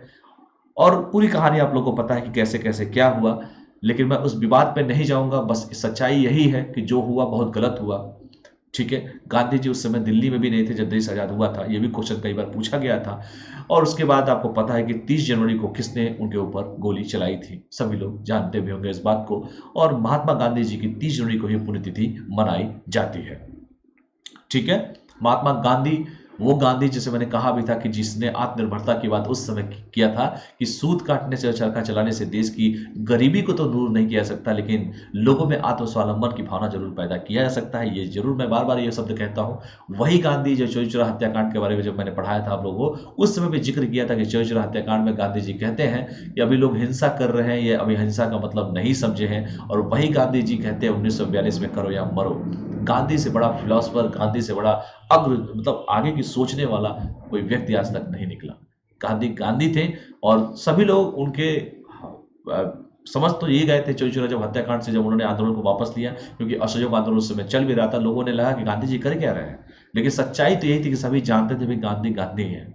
सभी लोग उनके आगे पीछे इसीलिए थे ताकि गांधी की रणनीति, गांधी की सोच, गांधी जी की हर चीज सभी लोग को इतना मंत्रमुग्ध कर देती थी कि गांधी जी थे, क्योंकि लोगों के पास कोई चारा नहीं था। और गांधी जी ने जो करके दिखा दिया वो शायद आने वाली पीढ़ी उनको आजीवन याद रखेगी। इसलिए गांधी जी से बड़ा कोई फिलोसफर, गांधी जी से बड़ा अगर सोच का व्यक्ति अभी तक नहीं हुआ है। गांधी, नेल्सन मंडेला ये ऐसे व्यक्ति हैं जिन्होंने बड़ी यातनाएं तो झेली, लेकिन वो करके दिखा दिया जो आने वाली पीढ़ियों के लिए एक संदेश है। ठीक है, तो गांधी जी के बारे में आप लोग आराम से पढ़िएगा इस बात को, गांधीगिरी भी कीजिए आप लोग। ठीक है, तो 30 जनवरी तो दो इंपॉर्टेंट डे है। पहला तो विश्व कुष्ठ रोग उन्मूलन दिवस मनाया जाता है, उसकी समाप्ति के लिए मनाया जाता है कि ताकि लोग उसको बाइकआउट ना करें उस व्यक्ति को। एक तो व्यक्ति झेल रहा है और झेलने के बाद अगर समाज उसको अलग कर देगी, उसे भेदभाव किया जाएगा, तो फिर वो डिप्रेशन का, अवसाद का शिकार हो जाएगा। इसको दूर करने के लिए 30 जनवरी को मनाया जाता है। और जैसे मैंने कहा कि 30 जनवरी को एक और दिवस है, हर अंतिम रविवार को मनाया जाता है। लेकिन मैंने कहा कि भारत में यह दिवस महात्मा गांधी जी की पुण्यतिथि है और उसी दिन गांधी जी हमारे बीच से चले गए। सभी लोग जानते भी हैं क्या हुआ था। खैर मैं उस बात पे नहीं बोलूंगा क्योंकि सभी लोग को उस बात को पता होगा। ठीक है, कुष्ठ रोग एक संक्रामक बैक्टीरियल रोग है, इसके बारे में पढ़िए। और यह माइकोबैक्टीरियम लेप्रे के कारण होगा और यह रोग मुख्य रूप से त्वचा में संबंधित तंत्रिकाओं और आंखों को प्रभावित करता भी है, कुष्ठ रोग। ठीक है, भारत सरकार ने इस रोग को समाप्त करने के लिए राष्ट्रीय कुष्ठ रोग निवारण कार्यक्रम शुरू किया है और भारत में अब कुष्ठ रोग एक सार्वजनिक स्वास्थ्य समस्या नहीं है। इसका अर्थ यह है कि देश में 10,000 लोगों में से एक व्यक्ति से कम इस रोग से प्रभावित होते हैं। तो पहली बात एक दिमाग से निकाल कर रख लो, पहली बात कि सरकार के द्वारा, जैसे मैंने कहा कि भारत सरकार ने इस रोग को समाप्त करने के लिए राष्ट्रीय कुष्ठ रोग निवारण मतलब उसकी समाप्ति का कार्यक्रम चलाया है। और मैंने ये भी बताया कि भारत में अब कुष्ठ रोग एक सार्वजनिक स्वास्थ्य समस्या नहीं है। भाई साहब, ये सार्वजनिक एकदम नहीं है, पहली बात, क्योंकि हर 10,000 व्यक्ति में से एक व्यक्ति को इस रोग से प्रभावित जरूर होते हैं। तो इसको ध्यान से पढ़िए। कुष्ठ रोग के बारे में कभी भी पूछे तो आप उसको बता सकते हैं। ठीक है, और लोगों को भी बताइए इस बात को, जो सच बात हो। आप सिविल की तैयारी कर रहे हैं, आप ब्यूरोक्रेट्स बनना चाहते हैं, तो एथिक्स जो है अपने जिंदा रखिए। वरना एथिक्स में 250 में 150 नंबर, 140 नंबर पाने के बाद एथिक्स में दिखाए गए एथिक्स को बहुत अच्छा है आपका, लेकिन रियल लाइफ में भी एथिक्स दिखाइए। भले से ही 90 नंबर पाइए, 100 नंबर पाइए, लेकिन रियल लाइफ में एथिक्स दिखना भी चाहिए आपका। चलिए आगे बढ़ते हैं। अगला 30 जनवरी को और भी दिन पढ़ते हैं, कई दिन पढ़ते हैं 30 जनवरी को, याद रखिएगा। मैं इसलिए बार बार कहता हूँ कि जो भी इंपॉर्टेंट डे है उसको याद रखिए। 1 फरवरी आपको पता है कि कल्पना चावला, सभी लोग जानते भी होंगे, सब पढ़ा चुका हूँ आपको। बेचेंद्री पाल, ठीक है, बेचेंद्री पाल थी, कल्पना चावला थी, बेचेंद्री पाल थी, वेरी गुड, चलिए शानदार, ये भी पढ़ाया था रिसेंटली आप लोगों को। खैर 30 जनवरी को और भी देखिए शहीद दिवस मनाया जाता है, ये भी पढ़ लीजिए कैसे कैसे क्या है। ठीक है, तो 30 जनवरी को भारत में शहीद दिवस के रूप में मनाया जाता है और इसी दिन 1948 में महात्मा गांधी की मृत्यु हुई थी। ये देखो फिगर जो लग गया शहीद दिवस का, वो अलग फिगर लगा है। ठीक है, लेकिन आप ये मत सोचिएगा 23 मार्च 1931 भी था शहीद दिवस। ठीक है, लेकिन हम कुछ और बताने की कोशिश करते हैं। यहाँ पर एक फिगर की वजह से थोड़ा गलती आप लोग को हो सकता है, कुछ और भी कंफ्यूजन हो जाए। मैं बस यही कहना चाहता हूँ कि शहीद दिवस भी है, 30 जनवरी को भी मनाया जाता है। और 23 मार्च 1931 को भगत सिंह, सुखदेव, राजगुरु को फांसी भी दी गई थी, सभी लोग जानते भी होंगे। 23 मार्च 1931 जो इतिहास के पन्नों में एक काला दिन था और शहीद दिवस इसलिए मनाया जाता है कि उन्होंने हंसते हुए फांसी के फंदे पे अपने आप को झूम कर कहा कि हम फंदा खुद लगाएंगे, आप लोग नहीं लगाएंगे। ठीक है, शहीद भगत सिंह, इन पे तो मूवी अभी बन चुकी है, आप लोग देख सकते हैं। और शहीद दिवस मैंने इसलिए 30 जनवरी को भी कहा कि 30 जनवरी को ही नाथूराम गोडसे ने गांधी जी के ऊपर गोली चलाई थी। और मैंने अभी आप लोगों से डिस्कशन किया कि शहीद दिवस इसलिए मनाया जाता है और नाथूराम गोडसे ने गांधी जी के ऊपर गोली चलाई थी और गांधी जी हम लोग के बीच से चले गए। और उसी दिन पुण्यतिथि भी पड़ती है 30 जनवरी को। अभी बताया था कि सप्ताह के आखिरी दिन रविवार को मनाया जाता है। और इस साल जैसे कि शहीद दिवस था 30 जनवरी को भी महात्मा गांधी जी की पुण्यतिथि है उसी दिन, तो 30 जनवरी को भारत में शहीद दिवस के रूप में मनाया जाता है। और इस दिन 1948 में महात्मा गांधी की मृत्यु हुई थी और नाथूराम गोडसे द्वारा गांधी जी की हत्या की गई थी। तो ध्यान से पढ़िएगा, ये बहुत अच्छा काम उसने नहीं किया था नाथूराम गोडसे ने, ठीक है। खैर, इस ये विवाद है, बहुत तगड़ा है, लेकिन गांधी गांधी थे। गांधी आज होते उस समय तो शायद देश का दृष्टि कुछ और होता। इस दिवस के अवसर पर राष्ट्रपति, उपराष्ट्रपति, प्रधानमंत्री तथा रक्षा मंत्री गांधी जी की समाधि पर उन्हें श्रद्धांजलि अर्पित की गई है। सबके जाते हैं, सभी लोग श्रद्धांजलि अर्पित करते हैं। मोहनदास करमचंद गांधी के बारे में थोड़ा सा पढ़िए। गांधी गांधी थे, गांधी से बड़ा कोई फिलोसफर नहीं था। गांधी मतलब गांधी के बारे में यार मैं क्या बोलूं, जितना बोलो उतना ही कम है। और यूपीएससी की परीक्षा में गांधी जी पर अगर कुछ आए तो एकदम सही तरीके से नाम लिखो, नंबर तो अपने आप मिलेंगे। मोहनदास करमचंद गांधी को महात्मा गांधी के नाम से जाना जाता है। आप लोग पिक्चरें भी देखे होंगे, मुन्ना भाई, लगे रहो मुन्ना भाई, ये देखा होगा आप लोगों ने। उन्होंने भारत की स्वतंत्रता संग्राम में महत्वपूर्ण भूमिका निभाई थी, सभी लोग जानते भी हैं। और भी देखिए क्या क्या है इनके बारे में, गांधी जी के बारे में। उनका जन्म 2 अक्टूबर 1869 को ब्रिटिश भारत की बॉम्बे प्रेसिडेंसी के पोरबंदर में हुआ था, वर्तमान में गुजरात में है। और उनकी हत्या 30 जनवरी 1948 को नाथूराम गोडसे के द्वारा की गई थी। ये नाथूराम गोडसे, मैं क्या बोलूं इसको। खैर, स्वतंत्रता आंदोलन में उनका निस्वार्थ योगदान के लिए गांधी जी को बापू कहा जाता है, क्योंकि गांधी जी जितना भी खेलना था वो साउथ अफ्रीका में खेले थे। उन्होंने वो काम करके दिखा दिया था। वहां पर श्वेत बनाम अश्वेत का जो मुद्दा चल रहा था, लोगों को वोट देने का अधिकार तक नहीं था, उनके फंडामेंटल राइट्स तक नहीं थे, गांधी जी ने वहां पर हर तरह के प्रयोग करके दिखा दिए। और उनके गुरु का नाम था गोपाल कृष्ण गोखले, और गोपाल कृष्ण गोखले के गुरु का नाम था एम.जी. रनाडे। गोपाल कृष्ण गोखले 2-3 बार गांधी जी से मिलने गए भी थे साउथ अफ्रीका। गांधी जी से जब गांधी जी भारत में आते हैं 9 जनवरी 1915 को, उसी दिन प्रवासी भारतीय दिवस इसलिए मनाया जाता है। तो गोपाल कृष्ण गोखले उनसे कहते हैं कि देखो बेटा गांधी जी, आप हमारे शिष्य हैं और आप देखिए जो है किसी भी पार्टी से पहली बात मत जुड़िएगा। इसलिए गांधी जी देखे वो किसी पार्टी से नहीं जुड़ते हैं वो। और गांधी जी कि मजे की बात यह है कि गांधी जी पूरे भारत को घूमते हैं, पूरे गांव-गांव को जानते हैं। और गांव को घूमने के बावजूद वो जो पहला जो उनका चंपारण, अहमदाबाद, खेड़ा का आंदोलन चलता है, कई बार क्वेश्चन पूछा भी जाता है, ठीक है। तो उनके बारे में जब मैं पढ़ाऊंगा मॉडर्न हिस्ट्री में पूरा डिटेल और भी पढ़ाऊंगा, लेकिन बस इतना यहाँ पे जानिए। स्वतंत्रता आंदोलन में उनके निस्वार्थ योगदान के लिए गांधी जी को बापू भी कहा जाता है और उन्हें अनाधिकारिक रूप से राष्ट्रपिता महात्मा गांधी भी कहा जाता है। उन्होंने लंदन में कानून की पढ़ाई की थी और वे भारत लौटे और बाद में उन्होंने दक्षिण अफ्रीका में एक भारतीय फर्म में काम किया। मजे की बात है कि जब एक बहुत बड़े वकील तो नहीं थे गांधी जी, पहली बार गए केस लड़ने तो बोल ही नहीं पाते थे। और आप लोग एक है यूपीएससी में एक बार प्री नहीं निकला तो आप लोग डिप्रेशन में आते हैं, मेंस नहीं निकला तो डिप्रेशन में आते हैं। अरे यार सीखो यार, पेशेंस रखो, लगे हो तो होना है तुम्हारा। सही तरीके से प्रोसेस रहेंगे, सही सिलेबस पढ़ोगे, सिलेबस आपके सामने रहेंगे, जहां पढ़ते हैं वहां रहेंगे, 100% सिलेक्शन होगा। नहीं कहीं होगा, कुछ और होगा। अरे ग्रुप ए में नहीं होगा, बी में नहीं होगा, सी में नहीं होगा, कहीं तो होगा। लेकिन हाँ, लगे रहेंगे तो होगा। अगर आप पथ से भ्रमित हो गए तो फिर तो मुश्किल है फिर, क्योंकि आप जैसे न जाने कितने युवा हैं, जो यूथ हैं, एस्पिरेंट्स हैं, जो तैयारी कर रहे हैं। और मैं बार बार कहता हूँ, जो भी मेरे पुराने वीडियो जाके देखिएगा, मेरे बार बार कहता हूँ कि जिन लगे हैं उनका सिलेक्शन होना है। और मैंने अपनी आंखों से देखा इन लोगों को, ठीक है। तो गांधी जी तो पहली बार जाते हैं तो बोल नहीं पाते हैं। उनके पिताजी एक केस देते हैं, जाओ बेटा लड़ो, वो कहते बोल नहीं पाते हैं। सोचो वो गांधी को अगर वकील रहते तो कितना आगे बढ़ जाते हैं। लेकिन गांधी जी लीक से हटके देखो कितना बड़ा काम उन्होंने किया। ये आज उनको याद करते हैं हम लोग, हर चीज के लिए उनको गांधी जी को याद करते हैं हम लोग, ठीक है। तो ये चीजें बहुत इंपॉर्टेंट हो जाती है। आप ये बताइए कि हमारे डॉक्टर एपीजे अब्दुल कलाम क्या बनना चाहते थे? वो तो फ्लाइट उड़ाना चाहते थे ना, गए थे वहां पे देहरादून में। ये कहानी आप लोगों ने पढ़ा होगा। वो बनना कुछ और चाहते थे, लेकिन कितने बड़े बताइए देश के राष्ट्रपति तक बने और सभी लोग उनको सत्कार करते हैं, प्रेम करते हैं। तो जीवन में ऐसा नहीं है कि एक चीजें नहीं हो गई तो आपके लिए सारे रास्ते बंद हो गए। अरे एक रास्ते बंद हो गए, 2 रास्ते एक्स्ट्रा खुलेंगे। गांधी जी के बारे में पढ़िएगा, डॉक्टर एपीजे अब्दुल कलाम के बारे में पढ़िएगा, भारत 2020, ठीक है।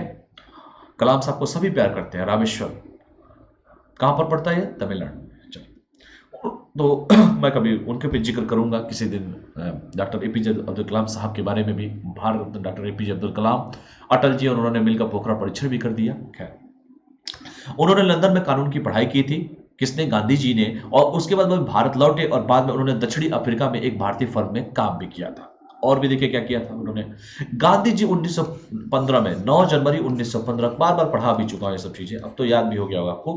अफ्रीका से भारत लौटे और वे भारतीय राष्ट्रीय कांग्रेस में शामिल हुए और भारत में उन्होंने कई सामाजिक कार्यों तक स्वराज प्राप्त करने के लिए कार्य भी किया। उसके बाद तो भाई साहब पूरी राजनीति, एक गर्म दल था, एक नरम दल था, इन दोनों दल के बीच में थे गांधी जी। चाहे वो गर्म वाले हो चाहे वो नरम वाले हो, आते थे गांधी जी के ही अगल बगल घूमते थे लोग। ठीक है, क्योंकि उस समय कोई मेन नेता नहीं था और उसके बाद मेन नेता बने गांधी जी। और उसके बाद पूरी राजनीति जो है, पूरी स्वतंत्रता की राजनीति जो है 1915 से लेकर 1947 तक सब गांधी जी के इर्द गिर्द ही घूमती है। और अंग्रेज कहते हैं गांधी जी आपको क्या हो गया भाई? आप तो कहते थे हिंसा मत करो, चलो चलो हत्याकांड हुई थी, तो गांधी जी आपको हो क्या गया? गांधी जी कहेंगे ला, अब लोग समझ में आए 1942 में कि क्या मतलब होता, मैं क्या समझा रहा था। यार उनके बारे में पढ़ो तो सही। उन्होंने शांतिपूर्ण विरोध के द्वारा ब्रिटिश शासन के विरुद्ध आवाज उठाई, क्योंकि वो पहले ही आईपीएल खेल चुके थे साउथ अफ्रीका में। और उन्होंने स्वतंत्रता के लिए सत्याग्रह तथा असहयोग आंदोलन का उपयोग किया भी था, कि जहां पर सत्य के साथ आग्रह करना है वहां पे सत्याग्रह करते थे, और जहां असहयोग करना होता था अंग्रेजों के साथ असहयोग भी करते थे। ठीक है, शांतिपूर्ण तरीके से, हिंसा के द्वारा नहीं, अहिंसा के द्वारा। ब्रिटिश सरकार के विरुद्ध गांधी जी के विरोध में असहयोग आंदोलन और दांडी यात्रा प्रमुख थी। और नमक विषय भी रखा गया, दांडी मार्च, नमक कानून। नमक, जैसे कहते हैं ना भारतीय, नमक से बड़ा प्यार होता है हमको, कहते हैं हम इसका नमक खाए हैं। और शब्द का चयन इतना इंपॉर्टेंट होता है, देखो कितना इंपॉर्टेंट शब्द का चयन उस समय किया था उन्होंने। इससे ब्रिटिश सरकार को काफी धक्का लगा और गांधी जी ने कहा बस, प्रतिनिधि नहीं तो कर नहीं। समझ रहे हो? जैसे पढ़ो आप लोग, यही सब चीजें हैं। फिगर जो है वो लग गया है 23 मार्च 1931 का, कोई दिक्कत नहीं है। गांधी जी ने अपने जीवन का सरलता सदाचार से जिया। गांधी जी की वाइफ का नाम क्या था और किस जेल में बंद थे? रिसेंट के आप लोग को पढ़ाया भी था मैंने आप लोग को। गांधी जी किस जेल में बंद किया गया था? अभी कोई जेल का नाम लिया था मैंने, एक बार पढ़ाया था महाराष्ट्र में जेल दिवस, कुछ बताया था मैंने आप लोगों को, हिंट दे दे रहा हूं मैं। तो गांधी जी ने अपने जीवन को सरलता और सदाचार से जिया और एक पारंपरिक भारतीय परिधान धोती और साल ही पहनते थे। गांधी जी यार, उनके लाठी में उतना दम था ना, जो आज जेट प्लस लेके जो नेता लोग चल रहे हैं, फरारी काट रहे हैं लोग, उनसे बड़ा गांधी जी का मतलब लाठी में दम था यार। गांधी जी जहां निकलते थे लोग उनके पीछे पीछे, वो जुलूस निकल जाता था गांधी जी के पीछे। और गांधी जी कहते थे कि भारत के लोगों को, इनके लोगों के बीच में रहना तो इनकी तरह रहना पड़ेगा। और गांधी जी हमेशा सदाचार, सरलता, अहिंसा, गांधीगिरी, हमेशा यार गांधी मतलब जितना कहूं उतना कम है इनके बारे में।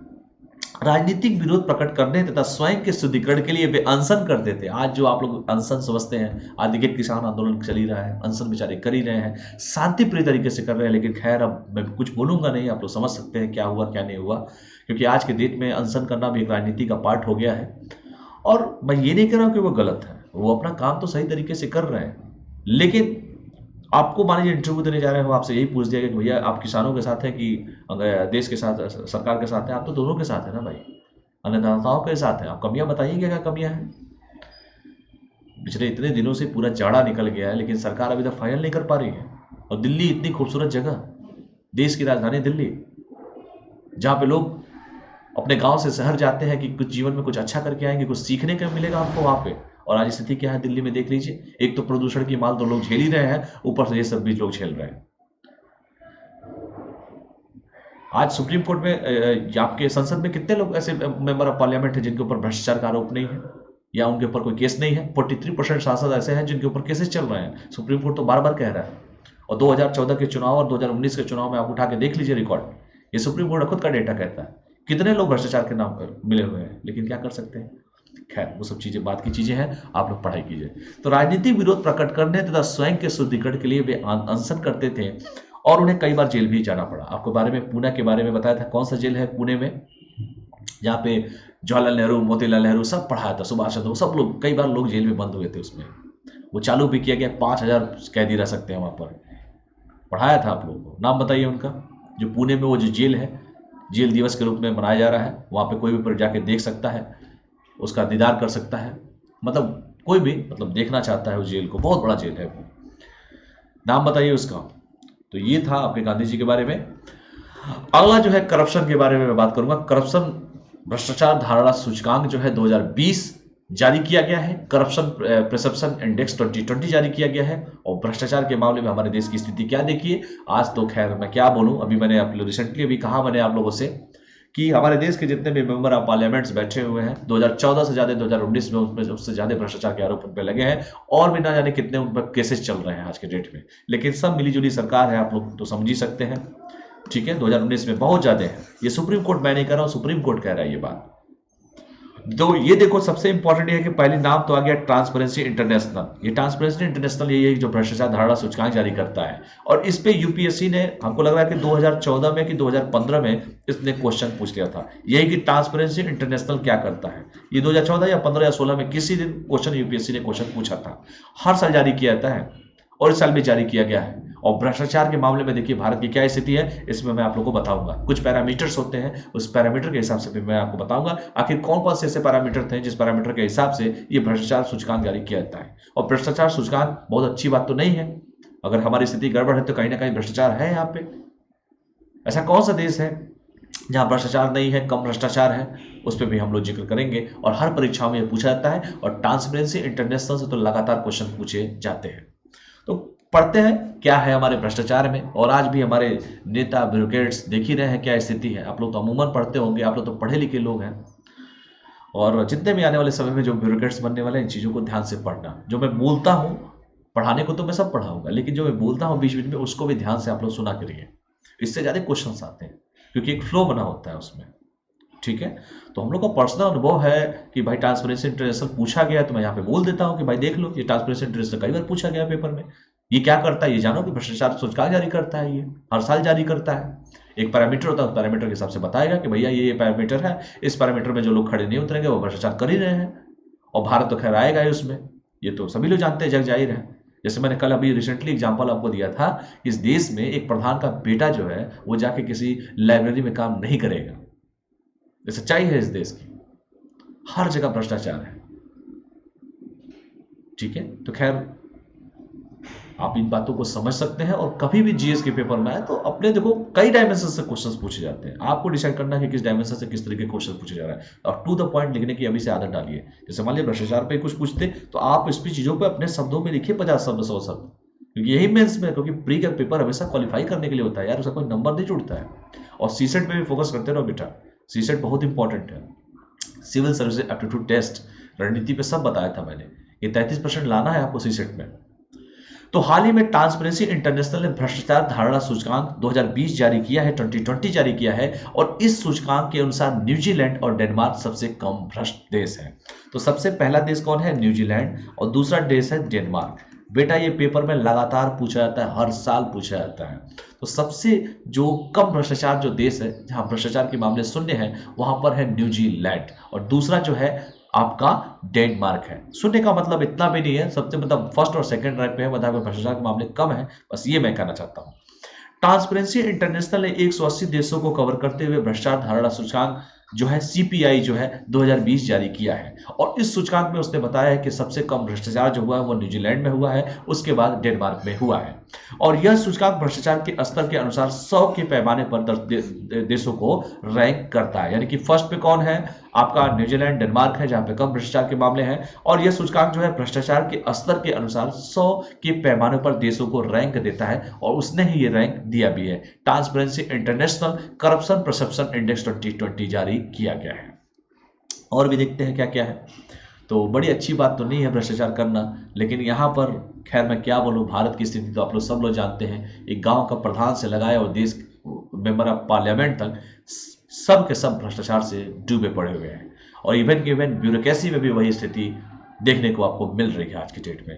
लेकिन आप लोग हैं, युवा हैं, यूथ है, और जब यूथ जब रोड पे आता है, यूथ सही डायरेक्शन देता है आने वाली जनरेशन को, तो देश तरक्की तो करेगा ही। यहां पर 100 का मतलब पूरी तरह से साफ या गैर भ्रष्ट देश से है, और 0 का मतलब अत्यधिक भ्रष्ट है। तो जो 0 है वो एकदम 0 वाले हैं सभी, अत्यधिक भ्रष्ट हैं। क्या है? अत्यधिक भ्रष्ट। भ्रष्ट का जो लास्ट वाला होता है वो 0 का मतलब अत्यधिक भ्रष्ट है। और जो 100 है यानी कि मतलब शुद्धिकरण हो गया है इनका, ठीक है। तो गैर भ्रष्ट है ये लोग, इनकी शुद्धिकरण हो गया है, बाबा जी की जय हो। हाँ, इस सूचकांक में न्यूजीलैंड और डेनमार्क दोनों शीर्ष पर रहे हैं और इन दोनों का सीपीआई स्कोर 100 में से 88 है, यानी कि 100 वाले जो रैंक है इनमें इनको 88 पोजीशन दिया गया, यानी कि भ्रष्टाचार के मामले यहाँ पे 9 के बराबर है, एक तरह से कह सकते हैं। लेकिन जो जीरो वाले हैं वो तो एकदम भ्रष्टाचार के नंबर 1 वाले हैं कि नंबर 1 भ्रष्टाचारी कौन है। तो सबसे वाले लास्ट में मतलब ये पूछा कि कहाँ पर नहीं है, तो गैर भ्रष्ट जो है उनमें 100 जो रैंक जो दिया गया है उसमें 88 पे है, ठीक है। और इस सूचकांक में भारत जो है 86वें स्थान पर है, तो इसको ध्यान से आप लोग पढ़िएगा। पिछले वर्ष के सूचकांक की तुलना में भारत 6 स्थान नीचे फिसल गया है और भारत का सीपीआई जो स्कोर है वो 40 नंबर पे है। सोमालिया के डाकू जो होते हैं आप सभी लोग जानते हैं कितना वो लोग बीच में डकैती करते हैं रास्तों में, जब सामान इधर से उधर जाता है समुद्र के रास्ते। और दक्षिणी सूडान को 12 के स्कोर के साथ सूचकांक में सबसे नीचे 179 स्थान दिया गया है। तो भारत का स्थान क्या है, 86 है। और सबसे लास्ट जो 180 देशों में लिया गया था तो सोमालिया है और दक्षिणी सूडान है, तो इसको भी आप लोग ध्यान से पढ़ लीजिएगा, क्योंकि 180 देशों की रैंकिंग जारी की गई है। सबसे कम वाले न्यूजीलैंड और डेनमार्क हैं और सबसे ज्यादा है सोमालिया और दक्षिणी सूडान है। और भारत की जो रैंकिंग है 6 स्थान नीचे खिसक कर 86वें स्थान पर पहुंच गई है, स्कोर में 40वां स्थान है भारत का। तो इसको ध्यान से पढ़िएगा, पेपर में लगातार जो है ट्रांसपेरेंसी इंटरनेशनल जो भ्रष्टाचार सूचकांक जारी करता है, हर साल जारी करता है और लगातार यूपीएससी ने कई साल इस पर क्वेश्चन पूछे हैं, तो इसको पढ़िएगा क्या है, ठीक है। और भी देखिए, भ्रष्टाचार धारणा सूचकांक करप्शन परसेप्शन इंडेक्स जो है सीपीआई एक सूचकांक है जो भ्रष्टाचार के आधार पर दुनिया भर में देशों को रैंकिंग प्रदान करता है और यह सूचकांक 1995 में जारी किया जाता है। सबसे पहले है न्यूजीलैंड, उसके बाद है डेनमार्क, और मैंने कहा भारत की स्थिति क्या है, 86 है। और सोमालिया और दक्षिणी सूडान, मैंने कहा था सोमालिया है, दक्षिणी सूडान है, इसको आप लोग पढ़ लीजिएगा 179 180, ठीक है। तो ये लास्ट वाले हो गए, ये फर्स्ट दो हो गए, ठीक है। और ये भारत की स्थिति आप लोग देख लीजिएगा। एम आई राइट? कब से जारी किया जाता है, तो ये क्या है, सीपीआई क्या है, करप्शन परसेप्शन इंडेक्स क्या है, भ्रष्टाचार धारणा सूचकांक क्या है, ये जो है भ्रष्टाचार के आधार पर दुनिया भर में देशों को रैंकिंग प्रदान करता है। और यह सूचकांक वर्ष 1995 में जारी किया गया था, तो 1995 से ये लगातार दे रहा है। ट्रांसपेरेंसी इंटरनेशनल के बारे में देख लीजिए, यही क्वेश्चन यूपीएससी ने क्वेश्चन पूछा भी था, ठीक है। ट्रांसपेरेंसी इंटरनेशनल जर्मनी के बर्लिन में स्थित एक गैर सरकारी संगठन है। तो गैर सरकारी को अंग्रेजी में क्या कहते हैं बेटा, नॉन गवर्नमेंट ऑर्गेनाइजेशन, एनजीओ है। और इसकी स्थापना 1993 में भ्रष्टाचार का मुकाबला करने और अपराध को रोकने के उद्देश्य से की गई थी, ठीक है। तो इसको आराम से आप लोग पढ़िएगा। और यही रैंकिंग में प्रदान करता है, जिसमें नंबर 1 पे दिया गया है कि भैया यहाँ पर भ्रष्टाचार के मामले 0 है, जो आपका न्यूजीलैंड है और डेनमार्क है। सबसे लास्ट में दिया है कि सोमालिया और आपका दक्षिणी सूडान है। और भारत की रैंकिंग बताया है कि 86 स्थान पर इस साल दिया गया है। तो अब बताइए, ना हम इधर है ना उधर है, 50% के आसपास हम लोग पड़े हुए हैं, ठीक है। क्योंकि 180 देशों में इसका आधा करने कितना हो जाएगा, 90 होगा, और हमारी रैंकिंग क्या है, 86 है। तो इसको ध्यान से पढ़िएगा आप लोग। याद है किसी कोई समस्या, मजा आ रहा है? चलिए आगे बढ़ते हैं फिर। तो यहां तक देख लीजिए, कोई डाउट हो तो बताइएगा आप लोग, जल्दी जल्दी बताइए आप सभी के सभी।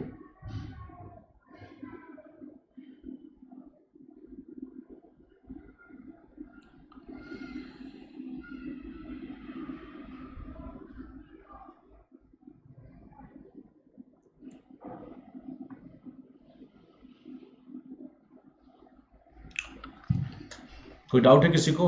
सर आपकी चाय। ठीक, थैंक यू। कोई डाउट? चलिए तो आगे बढ़ते हैं फिर। भ्रष्टाचार धारणा सूचकांक जो है, जैसे मैंने कहा कि नंबर 1 पे आपका न्यूजीलैंड है, दूसरा है डेनमार्क है, तीसरा है मतलब लास्ट में सोमालिया है और दक्षिणी सूडान है। और भारत की रैंकिंग जो है 86 स्थान पर है, 86वें स्थान पर है, ठीक है। तो इसको आप लोग पढ़िएगा,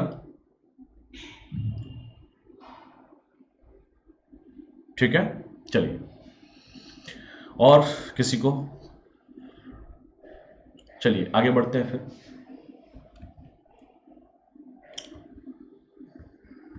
कोविड-19 रिस्पांस इंडेक्स में भारत 86वें स्थान पर है। अब ये क्या है, थोड़ा सा चाय पी लें हम तो अच्छा रहेगा हमारे लिए भी। कोविड-19 सभी लोग जानते भी होंगे, कोविड-19 क्या है। सभी लोग इससे परिचित भी हैं। परिचित क्या, बहुत परिचित हैं आप लोग। कोरोना महामारी एक वैश्विक महामारी थी और चीन के वुहान शहर से कोरोना महामारी निकली थी, ऐसा WHO के द्वारा कहा गया है। WHO की जो टीम है वो टीम गई है वहां पर आपके चीन के वुहान में, अभी जाके सर्वे कर रही है, रिपोर्ट जल्दी लगाएगी वो। खैर WHO के बारे में क्या कहना, बीच में एक दिन बताया भी था WHO ने बहुत सारे विवादित नक्शा भी निकाला था जिसमें लद्दाख और जम्मू और कश्मीर को कुछ अलग रंग में कोडेड फॉर्म में दिखाया गया था। सब पढ़ा चुका हूँ आप लोग को। WHO ने सही तरीके से अगर उस समय किया होता, सही तरीके से सभी को इन्फॉर्म कर दिया होता तो शायद स्थिति कुछ और भी हम लोग को नजर आती, उसमें कमी हम लोग करते। लेकिन खैर आप लोग सब जानते भी हैं। कोविड-19 रिस्पांस इंडेक्स में भारत 86वें स्थान पर है। कोरोना महामारी एक वैश्विक महामारी थी, सभी लोगों ने इस महामारी को झेला भी है। अर्थव्यवस्था के हिसाब से लेकर हर व्यवस्था पर ये आपने देखा होगा कि कितना सभी को झेलना पड़ा है। तो हम लोग कोविड-19 के बारे में थोड़ा सा बात कर लेते हैं। कोविड-19 क्या है? कोविड-19 रिस्पांस इंडेक्स हाल ही में सिडनी स्थित लोवी इंस्टीट्यूट द्वारा जारी किया गया है। तो बताओ ना, सिडनी किसकी राजधानी है? कमेंट करके आप लोग मुझे बताइए। तब तक हम चाय ले लें। कोविड-19 जो है इंडेक्स हाल ही में सिडनी स्थित लोवी इंस्टीट्यूट द्वारा जारी किया गया था। अब सिडनी कहां पर है, किसकी राजधानी कहां पर है, ये नहीं पता। राजधानी नहीं है, कोई देश है, मतलब देश में, मतलब जैसे भारत में आपका कानपुर है, वैसे ही सिडनी कहां पर है? सिडनी बताओ। ऑस्ट्रेलिया में पड़ता है। ऑस्ट्रेलिया की राजधानी क्या है? ठीक है, बताइए आप लोग।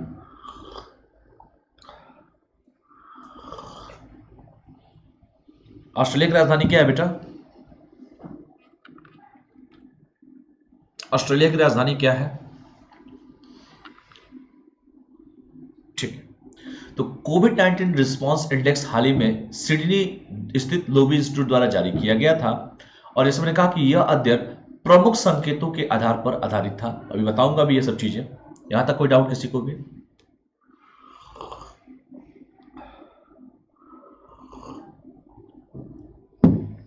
चलिए आगे बढ़ते हैं।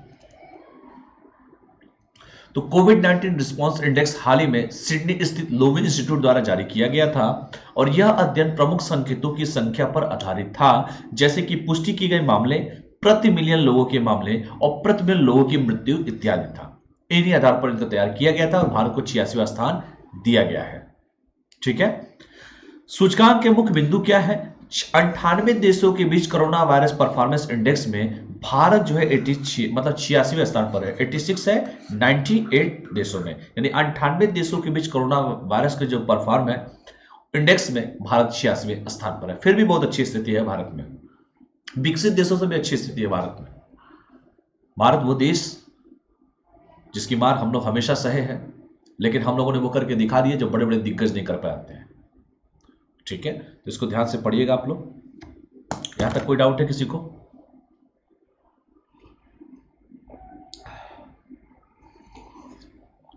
चलिए आगे बढ़ते हैं।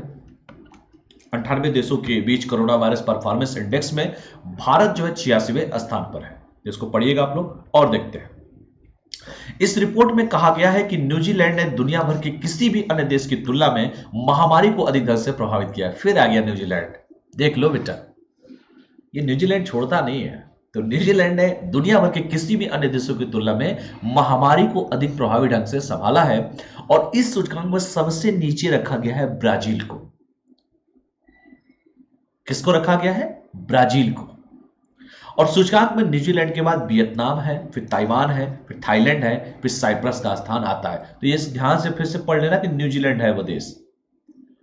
टोटल लोग 98 में जब कहा कि भारत की स्थिति क्या है, 86 है, न्यूजीलैंड पहले स्थान पर है और मैंने कहा ब्राजील जो है सबसे लास्ट स्थान दिया गया है, ब्राजील। और न्यूजीलैंड के बाद वियतनाम है, फिर ताइवान है, फिर थाईलैंड है, फिर साइप्रस का स्थान आता है और अमेरिका को 5वें सबसे खराब प्रदर्शन करने वाले देश के रूप में स्थान दिया गया। वही अमेरिका। कौन है वहां के राष्ट्रपति, नाम बताओ?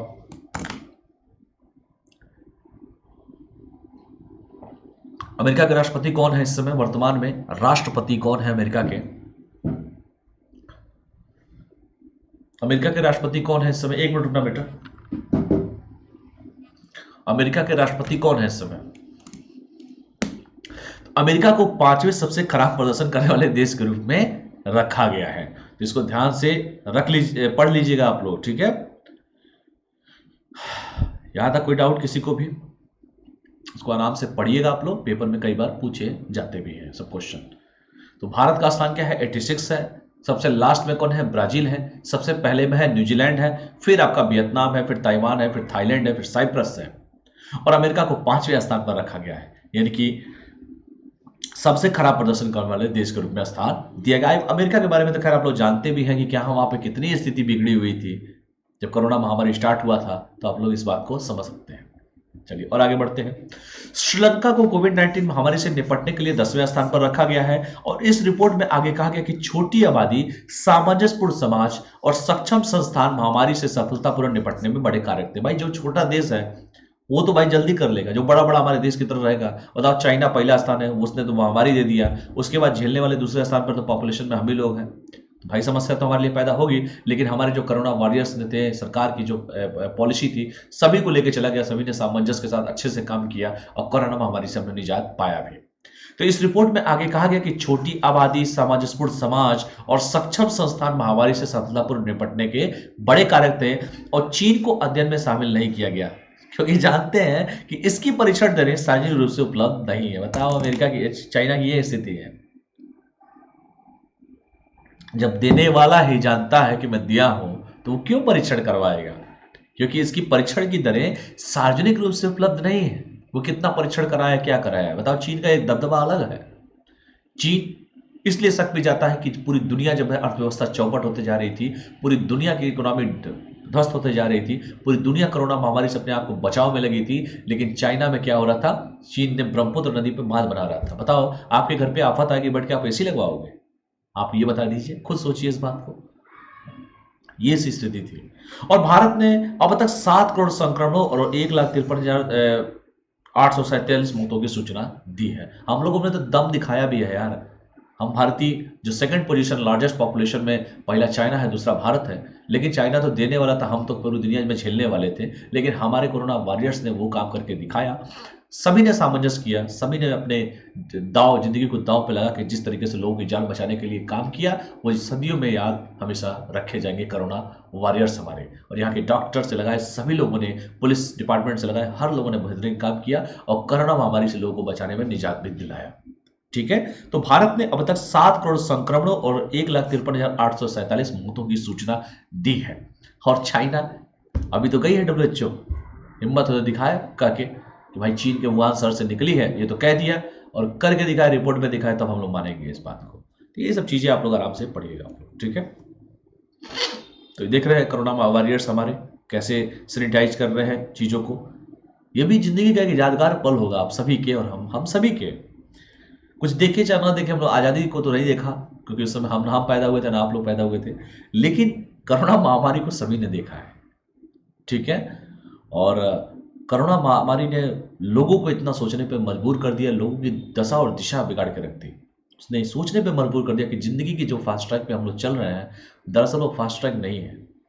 और एक चीज़ और आप ध्यान दीजिएगा कि कोई भी महामारी फैली हुई है वो गाँव से शहर नहीं गई है, शहर से गाँव में आई है, ठीक है। तो ये आप लोग ध्यान से पढ़िएगा।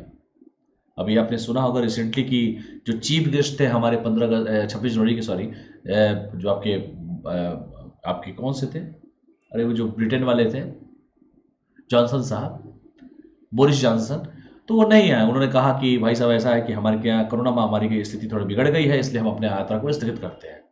आपने देखा होगा एयर इंडिया की एक फ्लाइट भी आई थी, उसमें 12-15 लोग कोरोना पॉजिटिव पाए भी गए थे दिल्ली एयरपोर्ट पे। तो इस महामारी ने जीवन के सभी के सोचने पर मजबूर कर दिया है। और गांव के लोग तो छोटी छोटी बचत भी करना जानते हैं, LIC जिंदगी के साथ भी, जिंदगी के बाद पे। और बहुत लोगों ने अपने पेशेंस को खो दिया। पेशेंस का मतलब ये होता है कि अपने धैर्य को खो दिया। आपने देखा होगा बहुत सारे फिल्म स्टार हैं जो दुनिया के चकाचौंध में लगता था कि कितने बड़े स्टार हैं वो लोग, दरअसल वो लोग अपनी रियल जिंदगी में कुछ और थे। वो लोग जो अपने खर्च नहीं चला पाते हैं 4-5 महीने, उन्हें क्या कहेंगे आप। इसलिए गांव का व्यक्ति तो, किसान मजदूर सब खुश हैं कि भाई चलो कोई नहीं यार, हमको कौन सा शौक इतना चढ़ा है बड़ी बड़ी गाड़ियों में चलने का, हम जितने में रोटी कपड़ा मकान भगवान दे रहे हैं इसी में हम खुश हैं, और वो लोग खुश थे। ये होता है धैर्य की परीक्षा। कोई भी महामारी हो चाहे कोई कुछ भी चीजें होती है वो शहरों से गांव में आती है, गांव से शहर नहीं आती है। ये जो भी रोग आया था तो ये बाहर से आया था ना, ये गांव से गया था कहीं पे। इसलिए आपके धैर्य की परीक्षण तभी होती है जब आप विपरीत परिस्थितियों में होते हैं। जो लोग उसको टिक रहेंगे, जो टिक के खेलेंगे वो आगे बढ़ेंगे, नहीं तो सब लोग पीछे चले जाएंगे। इस चीजों को ध्यान से आप लोग सुनने की समझने की कोशिश कीजिएगा आप लोग।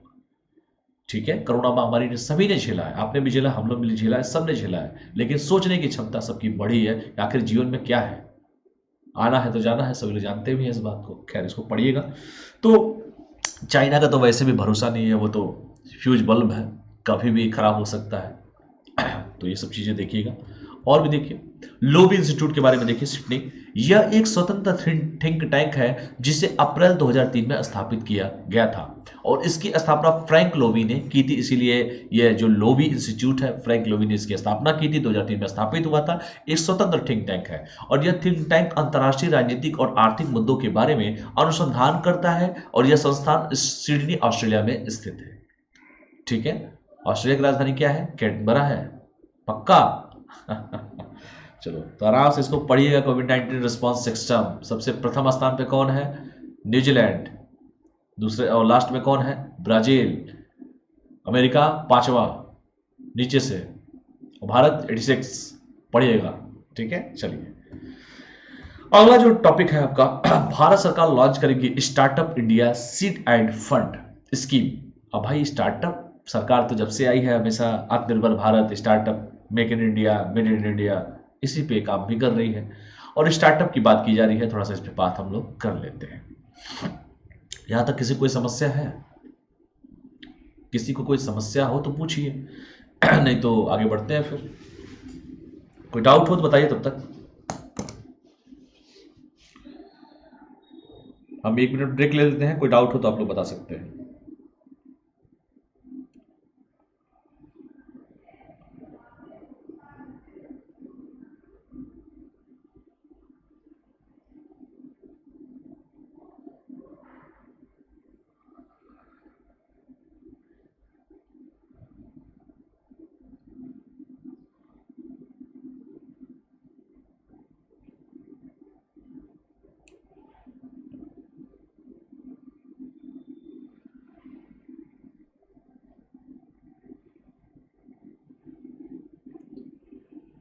डाउट हो तो बताइए आप सभी के सभी।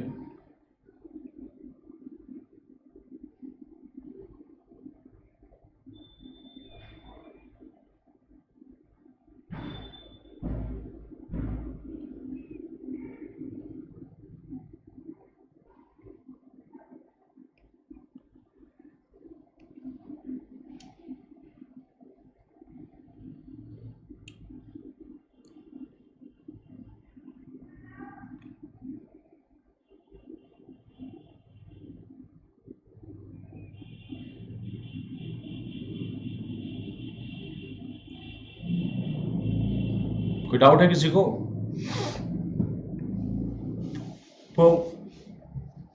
तो यही सब चीजें हैं, तो इसके बारे में हम लोग आगे बात करते हैं कि सरकार ने 29 जनवरी 2021 को startup India seed end fund scheme शुरू करने की घोषणा की है। किसने की है? सरकार ने की है, 29 जनवरी 2021 को की है। Startup India seed end fund scheme शुरू करने की घोषणा की है सरकार ने। अब ये क्या है startup India seed end fund scheme? इसके बारे में थोड़ा सा हम लोग चर्चा कर लेते हैं कि इस योजना को 945 करोड़ रुपए के कोष के साथ लॉन्च किया जाएगा। कितने करोड़ रुपए भैया? 945 करोड़ रुपए के कोष के साथ लॉन्च किया जाएगा, और उत्पाद परीक्षण होगा, इसमें बाजार प्रवेश होगा, प्रोटोटाइप विकास होगा, और व्यवसायीकरण के लिए वित्तीय सहायता प्रदान करने के उद्देश्य से यह योजना शुरू की जा रही है। तो इसको ध्यान से आप लोग पढ़िएगा। ठीक है, तो उत्पाद का परीक्षण भी किया जाएगा, बाजार प्रवेश किया जाएगा, प्रोटोटाइप विकास भी होगा, व्यवसायीकरण के लिए वित्तीय सहायता प्रदान करने के उद्देश्य से योजना शुरू की जा रही है। तो ये है startup India seed end fund scheme, और 945 करोड़ रुपए के कोष के साथ इसे लॉन्च किया जाएगा। इसको आप लोग आराम से पढ़िएगा। ठीक है, इसको आराम से एकदम पढ़िए आप सभी के सभी। तो 29 जनवरी 2021 को startup India seed end fund scheme शुरू की गई है, 945 करोड़ रुपए कोष के साथ लॉन्च भी किया जाएगा और उत्पाद परीक्षण होगा, बाजार प्रवेश होगा, प्रोटोटाइप विकास होगा और व्यवसायीकरण के लिए वित्तीय सहायता प्रदान करने के उद्देश्य से यह योजना शुरू की जा रही है। इसको आप लोग आराम से पढ़िएगा। और भी देखिए इसमें क्या क्या चीजें हैं। Startup India seed end fund scheme के तहत देश भर में चयनित इंक्यूबेटरों के माध्यम से फंड वितरित किया जाएगा। यानी कि देश भर में जितने भी चयनित इंक्यूबेटर हैं उनके माध्यम से फंड वितरित किया जाएगा और यह योजना वर्ष 2021 और 25 के लिए मिशन मोड में होगी। और जो स्टार्टअप स्कीम के लॉन्च पर आधिकारिक अधिसूचना जो होगा उद्योग और आंतरिक व्यापार के संवर्धन विभाग द्वारा जारी की गई है। तो इसको भी आप लोग ध्यान से पढ़िएगा आप लोग, ठीक है, कि यह योजना जो जारी की गई है उद्योग और आंतरिक विभाग के DPIIT के द्वारा जारी की गई है और जो समग्र जो कार्यान्वयन निगरानी होगा DPPIIT द्वारा की जाएगा, ठीक है, उद्योग और आंतरिक व्यापार के द्वारा की जाएगा और इसके लिए DPIIT क्या करेगा, एक विशेष सलाहकार समिति का गठन भी करेगा। तो ये योजना जो होगी 21 से लेकर 25 तक चलेगा। 29 जनवरी से चालू भी किया गया है और 21 से लेकर 25 तक ये योजना चलेगा भी। वैसे भी 5 साल तक सरकार रहेगी भी, 24 तक ध्यान से पढ़िएगा आप लोग, ठीक है। चलिए आगे देखते हैं। विशेषज्ञ सलाहकार समिति सीड एंड फंड को आमंत्रित करने के लिए इंक्यूबेटर का मूल्यांकन और चयन करेगी और किसी भी स्टार्टअप को केवल एक बार सीड सपोर्ट प्रदान किया जाएगा। तो ये भी बड़ा इंपॉर्टेंट हो भी जाता है।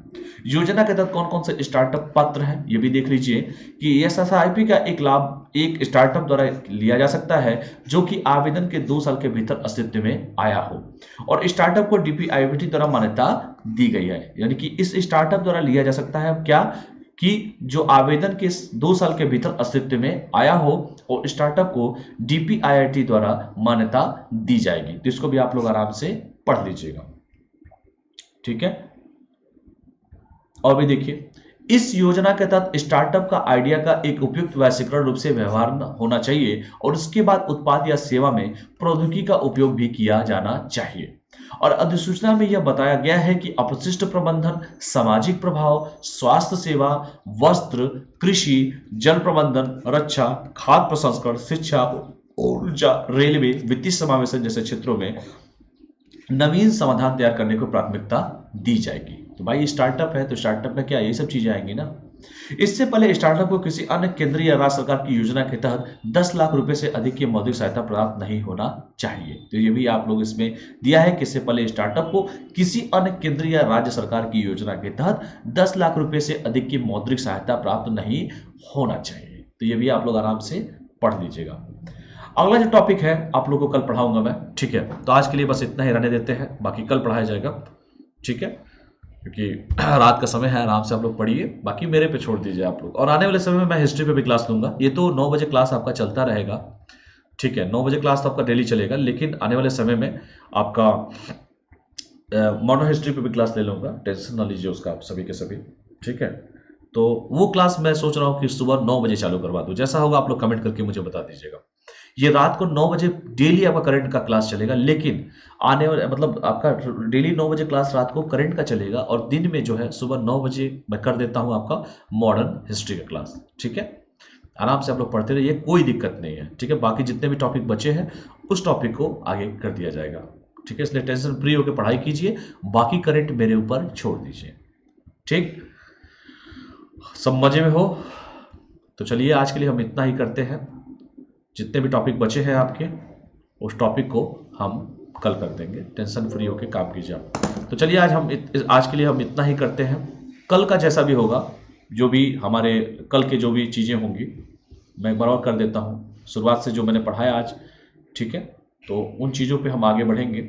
गणतंत्र दिवस हो गया, एशिया पैसिफिक पढ़ाया था मैंने आप लोगों को, ब्रिटिश द रिट्रीट समारोह पढ़ा है, जितना भी पढ़ाया गया, शहीद दिवस हो गया या कुष्ठ रोग दिवस हो गया या भ्रष्टाचार धारणा सूचकांक हो गया, कोविड-19 रिस्पांस इंडेक्स में भारत का स्थान हो गया, भारत सरकार लाज करके स्टार्टअप पढ़ा ही चुका हूँ। जितने भी और टॉपिक बचे हैं वो टॉपिक कल मैं आप लोगों को कंप्लीट कर दूंगा, ठीक है। और आप लोग टाइमिंग बता दीजिए कि टाइमिंग क्या होना चाहिए, ठीक है। टाइमिंग सबसे इंपॉर्टेंट है, क्योंकि टाइमिंग गड़बड़ हो जाएगी तो फिर दिक्कत हो जाएगी आप लोग सभी के लिए, ठीक है। तो सुबह मॉर्निंग में सोच रहा हूँ कि मॉडर्न हिस्ट्री का क्लास ले लूँ आप लोगों का, और रात को 9 बजे ये चलता रहेगा, ठीक है। तो ये चलिए टेलीग्राम का लिंक है, इस टेलीग्राम के लिंक को ध्यान से देखिएगा। अनअकैडमी प्रिंसिपल के नाम से टेलीग्राम का मेरा लिंक है, और ये कोड है, इस कोड का यूज करके अपने सब्सक्रिप्शन पे 10% आप लोग बचा भी सकते हैं। चलिए क्लास को यहीं पर ऑफ भी मैं करता हूँ। अनअकैडमी प्रिंस जसवाल के नाम से टेलीग्राम का लिंक है, इसको ध्यान से पढ़िएगा आप लोग। मेरे नाम पे अगर अनअकैडमी लगा दीजिएगा, प्रिंस जसवाल है, ये कोड है PJ01, इस कोड का यूज करके 10% आप लोग बचा भी सकते हैं। और ये थैंक्स फॉर वॉचिंग, और सभी लोगों को गुड नाइट। तब तक के लिए आप लोग पढ़ाई करते रहिए, स्वस्थ रहिए, मस्त रहिए, पढ़ते रहिए। बहुत बहुत धन्यवाद। Thank you all of you, good night. ठीक है, क्लास को यहीं पर ऑफ करता हूँ मैं।